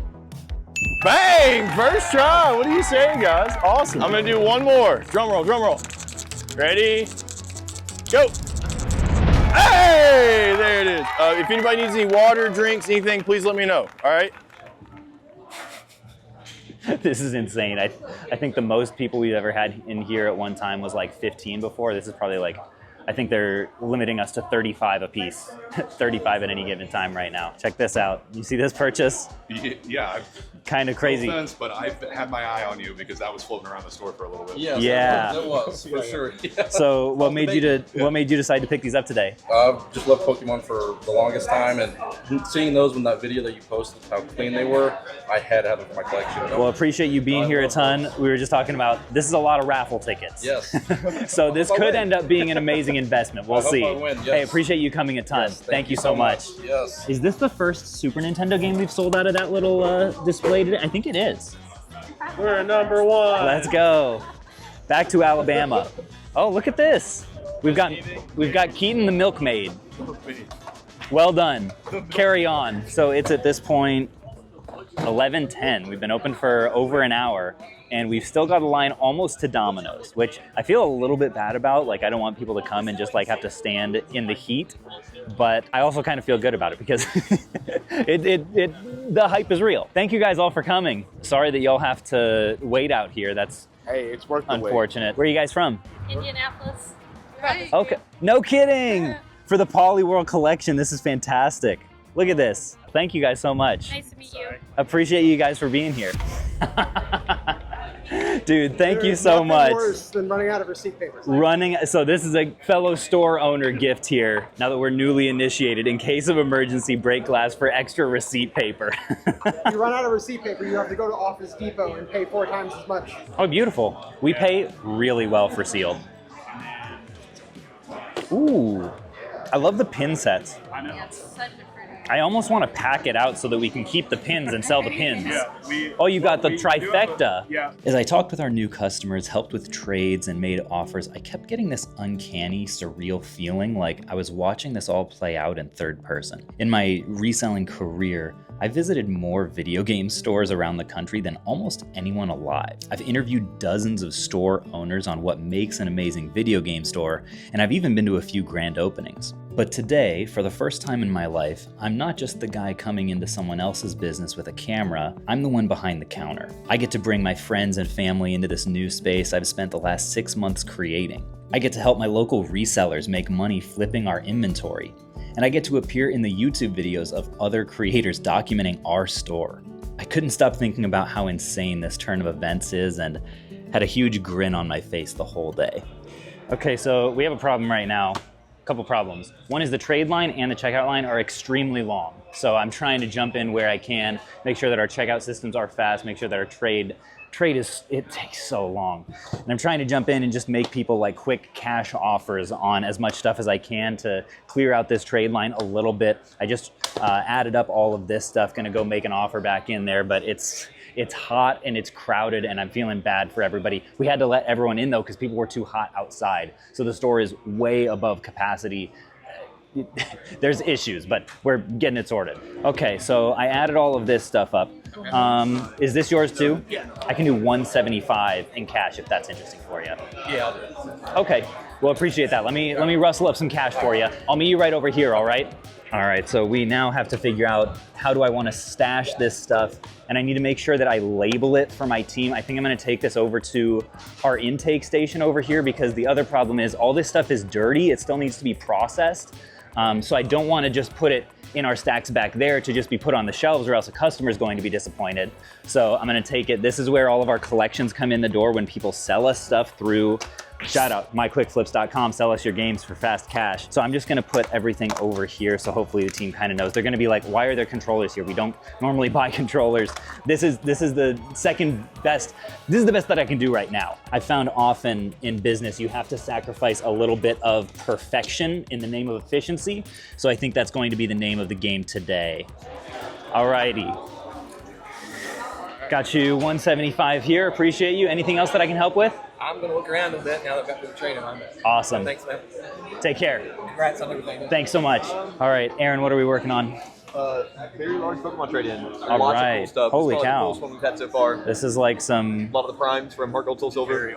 Look at that. That's really cool. Machamp, Blissey. I want to show this. And then all the way... Holy cow. Shiny Rayquaza. This is insane. So how long do Pokemon cards take relative to like a standard trade? Because you have to condition. I can get through them a lot faster than regular trade. Okay. Unfortunately, fortunately, I should say, there's so much here that it's going to take me a second to move through them. And this is all literally cards that came out yesterday from the new Mega Evolution set. So you've got vintage to modern. Appreciate you coming in. Thank you so much. All right, how can I help you? All right. This is kind of cool. I don't see these a lot. This is a PSP Go, right? Yeah. Nice. Where's the power button for this? Okay. Appreciate the assist there. Any condition issues to speak of with this guy? Not I can think of. It plays fine. It's amazing how slim the form factor is of this thing. Does this play physical games? No. Or it's digital only? I gotcha. Okay. PSPs have been flying off the shelves for us. So on these for cash, I could go ahead and do 160. That work for you? Appreciate you so much. Thanks for coming out. Happy hunting out there. Okay, so I'm just gonna make a pile here, back here of the random deals that I do. How's it going? Good, how are you? Living the dream. Yeah, sure. Holy cow. I've got some stuff for you. Oh man. Whoa. I've never seen this. Is this rare? I'd say so. I mean, I haven't seen a whole lot of them. I've been to a couple card shows the last few months. I've only seen one other one. Is this crazy, Aaron? It's pretty cool. I'm pretty familiar with it. Okay. Yeah. Cool. Well, yeah, we have multiple holos in here. I'll save this for the actual expert. Appreciate it a ton. And this is thick. Holy cow. We actually just sold one of these yesterday, if you can believe it. Appreciate that a ton. I wish that I could give you a solid cash offer here, but this is my guy for Pokemon, so you're in good hands there. Did you have anything that you were looking to sell? Once. This? You're my guy, yeah.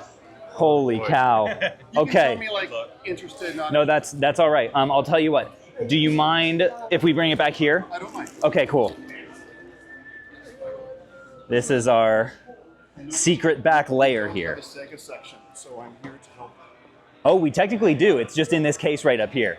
You brought us a lot of Sega stuff?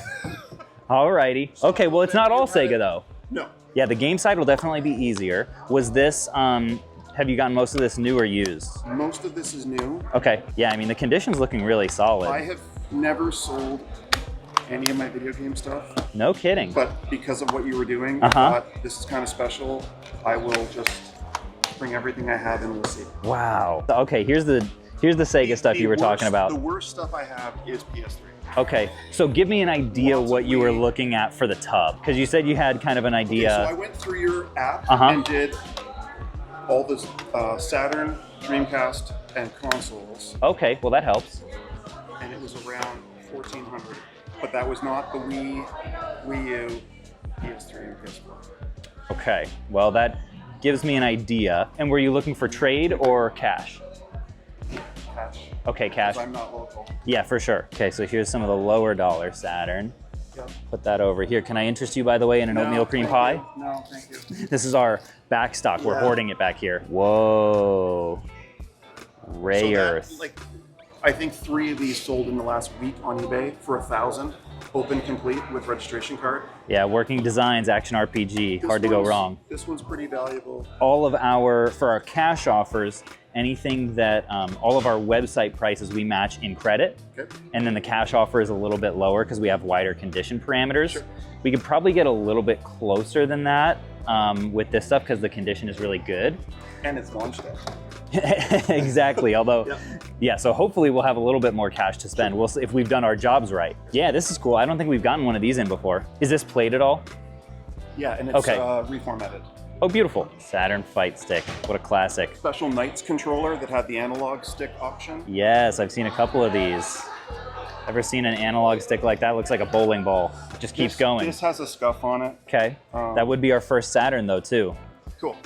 So that would be helpful. If you would like to start browsing a little bit, I'm gonna calculate a lot of this stuff, do some condition inspection on the rest of this, and I'll come out and shoot you an offer. So folks, how I will approach large deals like this that are time constrained. Sometimes stuff like this will happen at conventions. You might occasionally have it happen at a yard sale. And I'm trying to figure out the fastest way to not lose my butt on this deal. Essentially what I will do, so he said that he's kind of anchored us at the 1,400 range, which I think is pretty reasonable. I'm asking myself, is there any chance that that number's off? What I'm gonna do is pick up some of the, I don't know where my phone is, so I'll look up some of the most expensive games and try to figure out, okay, if I paid, for example, I'm kind of leaning towards like maybe 1,600 in the 1,600 range for this lot. Worst case scenario, like how many of the highest end games would I have to sell to at least get my money back? If we were able to sell this guy in store, which I wouldn't be surprised if we are, we could probably get 1,000, 1,200, something like that, and it wouldn't take too many other,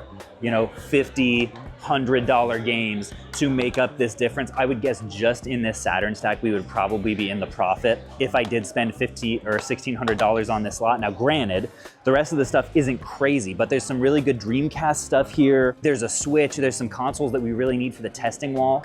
So I'm gonna take a closer look at these guys here, figure out exactly how much value might be in this Wii/Wii U section, and then we'll go make an offer and see if we can come to a deal. So folks, this is the part of the process that you will almost never see on YouTube, because the reality is, no matter how fair you try to offer people, there will always be folks in the comments that saying you're a scammer, you're out to just lowball people. I'm gonna hit him with $1,650 for this lot here. I think that's a number that I'm really proud of, that covers our butts, especially given that I don't have the time to test everything. It would allow him to leave, go back to Ohio with a good amount of cash, but I'm honestly not super concerned about the condition on a lot like this. It seems like he's kind of a stickler for that kind of stuff. I mean, look, like this is a used Switch that's in just fantastic shape. So I kind of have an implicit trust with Neil. I don't think I'm about to lose my butt. The only way that I really could would be if some of the highest dollar games here don't end up working. But look at the condition. Like there's not a single scratch. So we'll go see if that is in the range of what he was thinking. Would love to do a deal. I'm not motivated to get this stuff as cheap as I possibly can. I'm motivated to give people genuinely good offers so that they come back and do business with us again. Hey, good to see you guys. How are you doing? We watch your YouTube channel. Seriously? So does my dad. Thank you guys so much. I appreciate that a ton. We love watching your channel. Thank you guys for coming out. That's amazing. What do you? No kidding. Ready already. So I mean, the condition is so good. How does 1650 sound in cash? Sounds amazing. Awesome. Sure. Thank you. Appreciate and I'm it. gonna get this for my son. Oh, amazing. Yes. I'll tell you what. It's depressing. I'm happy, but it's depressing. I was nervous for a second there that you were offended. No. Okay, I'm good. I haven't eaten, and I'm like low. Can I get you a snack or anything? A Gatorade? Can I get another Gatorade, please? Yes, I'll go grab a you red one. or an orange. And I'll grab you some cash. Logan, what's the update over here? Oh, I'm all good. How many deals do you think you've done in our station over here? 8 or 9 deals back here? Yeah. Did you see what we just did over here? No, I did. I heard. Some of these little grails. That's like Try 1,200. Well, we're gonna sticker it at 12 and cross our fingers it moves for like 1,000. Mega Man, pretty good too. Up until today, we had 0 Saturn games. If you're a Saturn collector, come on down. Quick Flips Video Games, folks. We will hook you up. Seems like a good price on that. Did you guys start slipping a little bit there, Akash? Come on now. It is pre-owned, so it's a good $60. I think that's an original seal on that, though. I'm pretty sure. Kind of rest a little bit. Okay. Well, hey, either way. Still a good deal. Yeah, worst case, what? A customer gets a good deal? There you go. That's what I tell my team all the time. Like, don't stress about repricing stuff. You know, like if someone gets a good deal, awesome, they'll come back. So my biggest like insecurity with putting an event on like this, oh, are they gone? Are they already gone? Where'd they go? I thought we had Gatorade in here. But speaking of insecurity, I want people to have a good time. I don't want our infrastructure to fail to the point where like people are stuck in line, people are like not able to do what they come to a game store to do, which is buy video games. So I just feel bad and okay, here's some stuff. I'll at least bring this out. It's hot in there, it's crowded, it's loud. So I just want to make people as comfortable as I possibly can. Maybe pass out some snacks here. We'll grab this, locked and loaded. All right, would any of you guys like a water? Anyone thirsty? All right, cookie? Cookies or water, anyone? Would either, hey, thank you guys for coming again, yeah. Absolutely. You got a cookie already. Boy, it's crazy. I feel bad the lines are so long, so I'm just trying to keep people hydrated here. It's a good problem to have. Congratulations. Appreciate you guys, thank you. I love the UK gear too. Water, cookie, anything you guys? It's warm in here, huh? I'm good, but could somebody give me that Simon's Quest? Yes, sir. Sorry to bother you. No, you're good. Beautiful. I got a stack over there for Bobby S. All right, I'll pop it right on there. Thank you. All right, you're taken care of. Thank you. Either of you guys, water, I'll take water. cookie here, anything? I'll take a water. Akash? Thanks, Caleb. Yep. You know me, I'm a big guy. Got water and Yeah, take both, man. Crack this open here. Yes, sir. Caleb, I changed my mind. I'll take both, you know. There we go. Such a... Let anyone else change their mind? Now that you're seeing other people eat them? Literally yesterday, I was like, do we really need 100 Gatorades? We're not going to go through 100 Gatorades. That seems a little exorbitant. Oh, it's fine. All the extras the team will just, eat and drink later on. No more Gatorades. So, any of you guys want a water? I'll take one. Yeah. Thank you. Yeah, it's a little warm in here. Sorry about that. Didn't expect these kind of crowds. By the way, I love your Anyone else? Oh, thank you so much. Any cookies? Want a cookie? All right. Yes. You got good taste. All right, Phoenix. What's going on? What's your favorite horror game?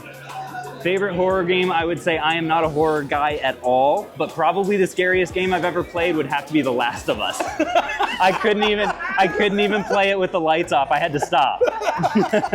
I was not expecting her to say that. The Last of Us for real? Truly? Yeah. Yep. No kidding. Appreciate that so much. Do you have a favorite video or anything?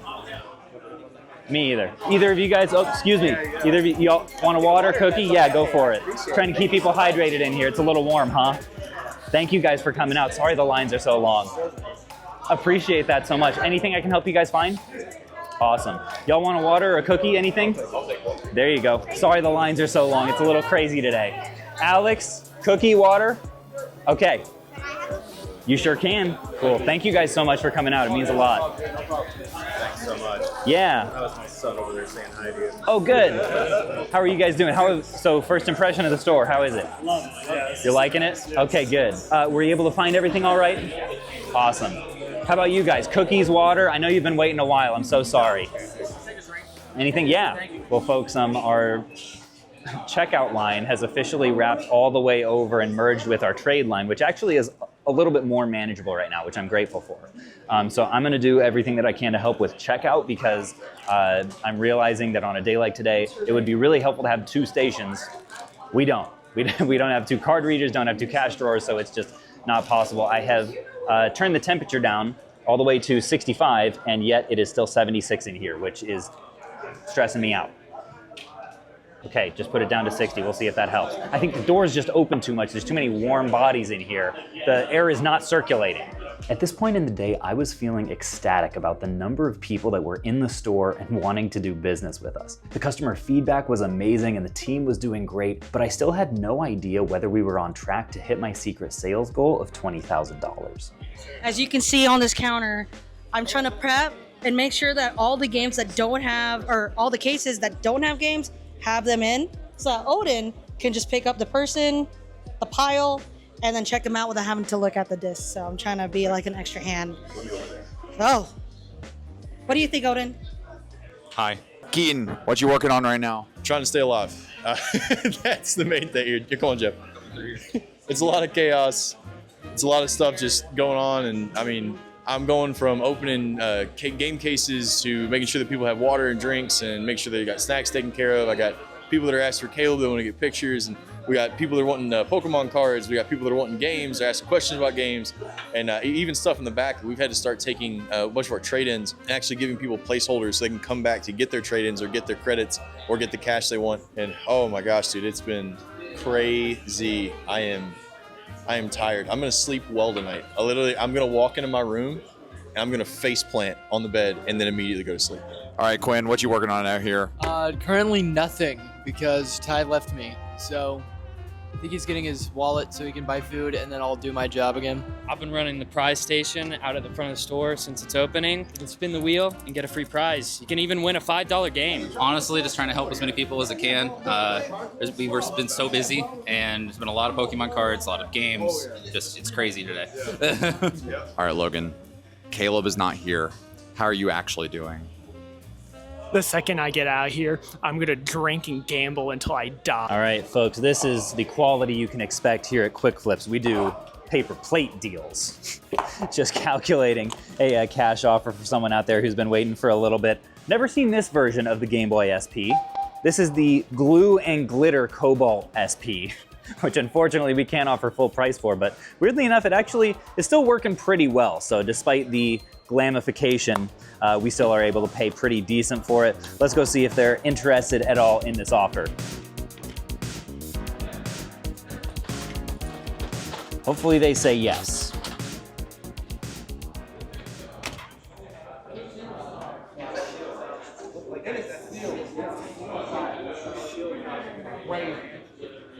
All right, Jamal, I've got an offer for you. All right. So it came to $230 in credit, if that's interesting to you. Just today, so that you don't have to wait in the rest of this line, I can match that in cash. Really? Yeah. Okay, cool. That's not something we can do every time, but I'm just trying to keep the line expedited. All right, Does that sound good to you? Sounds great. Appreciate you, man. Thank you, Caleb. Thank you. All right, so folks, this is the part where some gaps, a lot of gaps, have started to emerge in our shelves. So I'm looking around and I'm seeing, okay, PSP definitely needs a restock. Vita's looking pretty good. PS2 is looking a little bit grim. Right now I'm taking our NES games over to our NES station to see if we can fill all of our gaps and make sure that the cases stay nice and stocked. So we've got one opening right up here. Two NES games haven't been the most popular, actually, it looks like. Only maybe 3 or 4 games are needed here. Oh, and would you look at that? We have some right here that we can just put out. Guess I didn't need to do all that work with the heavy box.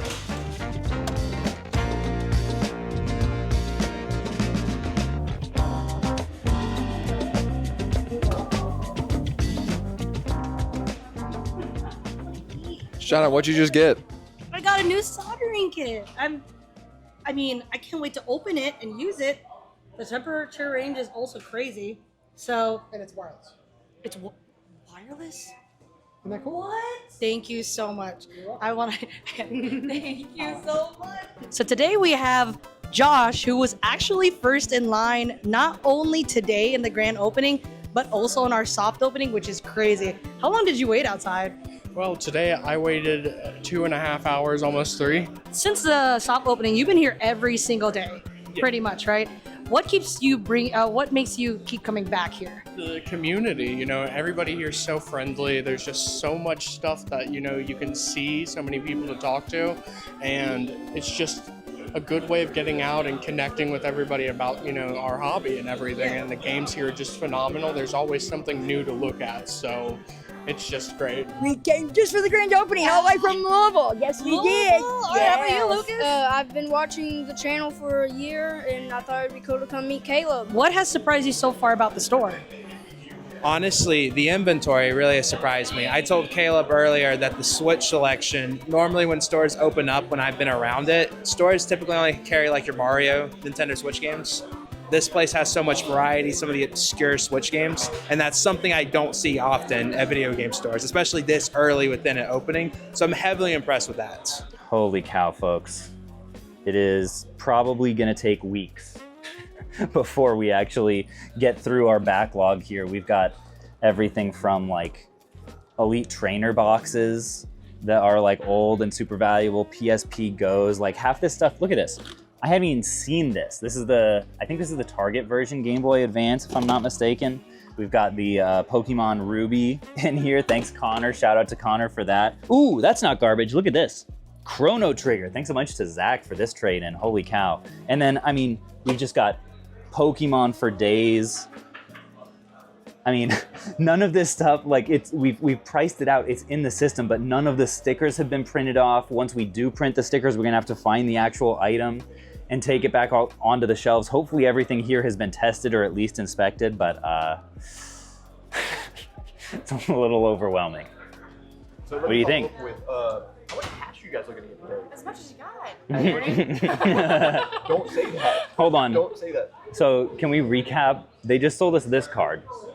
What did we offer them for this, Aaron? The 375 in credit.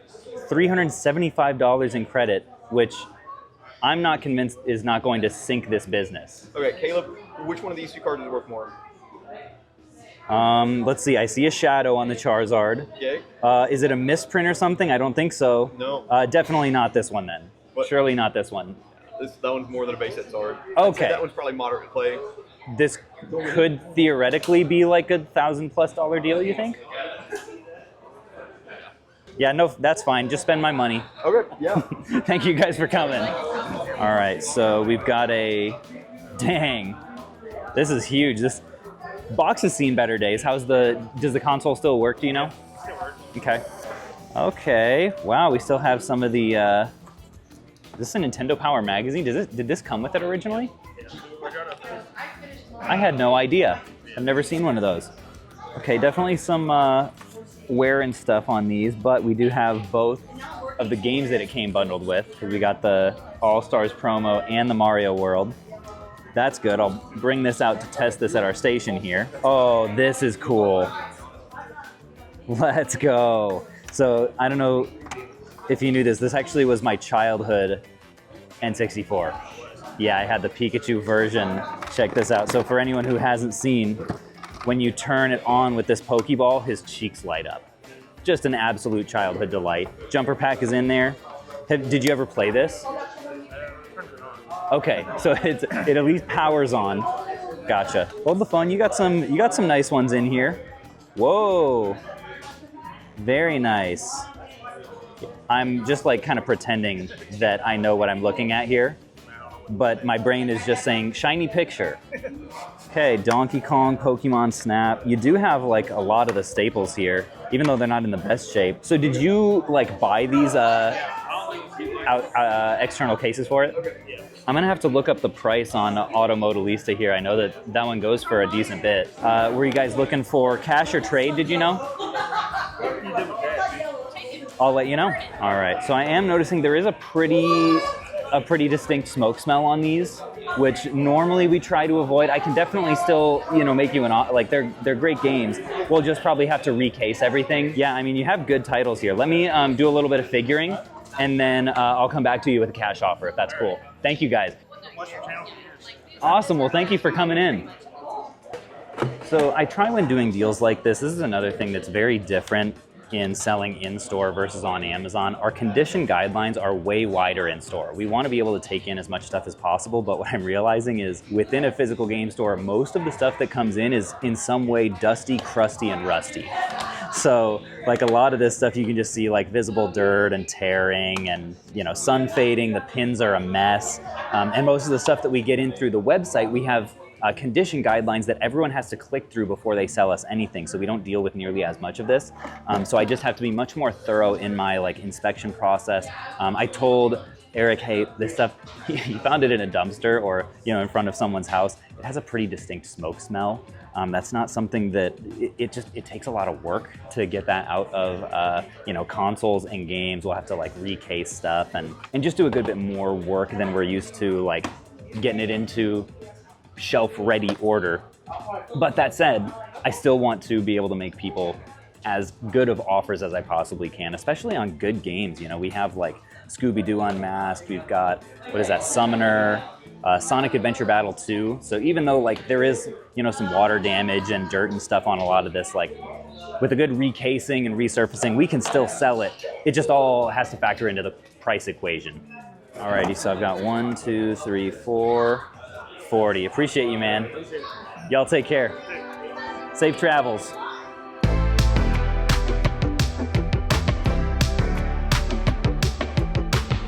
All right, so we've got a bunch of Japanese stuff. I do love the designs on these. Do these all work in US systems? Yep. Okay, that's kind of cool.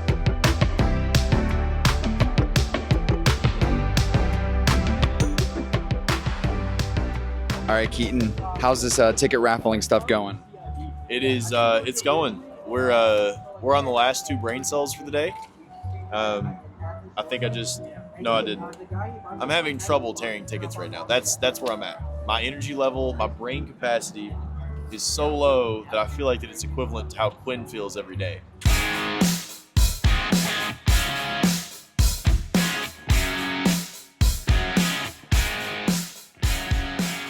All right, folks, your attention please. This is our last hour of our grand opening day. Everything that is currently 10% off is now 20% off. So go crazy. Yeah, we're trying to make some last minute sales. And what do we have, 40 minutes left? All right, go crazy, folks. Okay, yeah.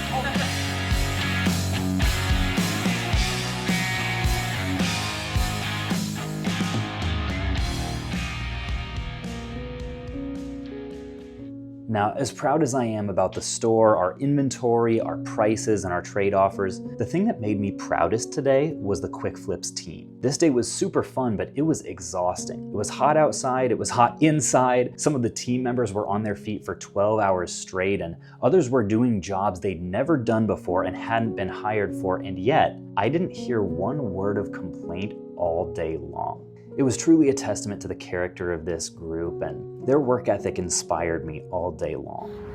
Hey, Riff. If you're seeing this video, I'm dead. The last sale just wrapped up. So folks, we're in a pickle right now because you guys saw what this looked like before. We're trying to get everything off the floor, but we haven't printed any of the labels, the sticker labels for the stuff that we've been putting in the system all along. You saw all of those out there, but we're basically trying to organize everything that we bought today, some of which we just paid cash for, some of which is in the system, but we don't have the labels for it. With our transactions wrapping up and our inventory labels printed, we had almost reached the finish line of one of our longest days yet, but I still had no idea how close we were to my $20,000 goal. But at this point, I was just so relieved our event went well and so proud of the team. I knew I'd look back on this day as a success either way. I think that Odin should probably do the honors as the guy who was checking people out the whole day. But hold on, honorable mention also to Aaron, who, I don't know how much you did in trades today, but we spent a lot of thousands of dollars. So Grateful for that. And also big hand to the rest of the team. You guys all crushed it. Seriously, thank you so much to everyone who is still here. This has been a long day and I am ready to go to bed. You look like a tomato. Oh my God, just the one side is bad. Yeah, I'm really going for that two-face look.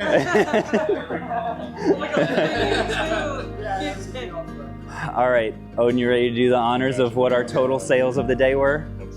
All right, hit me with it. Okay. $30,474. All right. Well done, team. That is an incredible day. Honestly, way beyond my expectations and beyond our best day ever on Amazon. So you guys crushed it. We've been doing Amazon for 5 years and we've been doing this store for like 5 days. So you guys should be really proud of yourselves. This was really cool. Good job, everyone.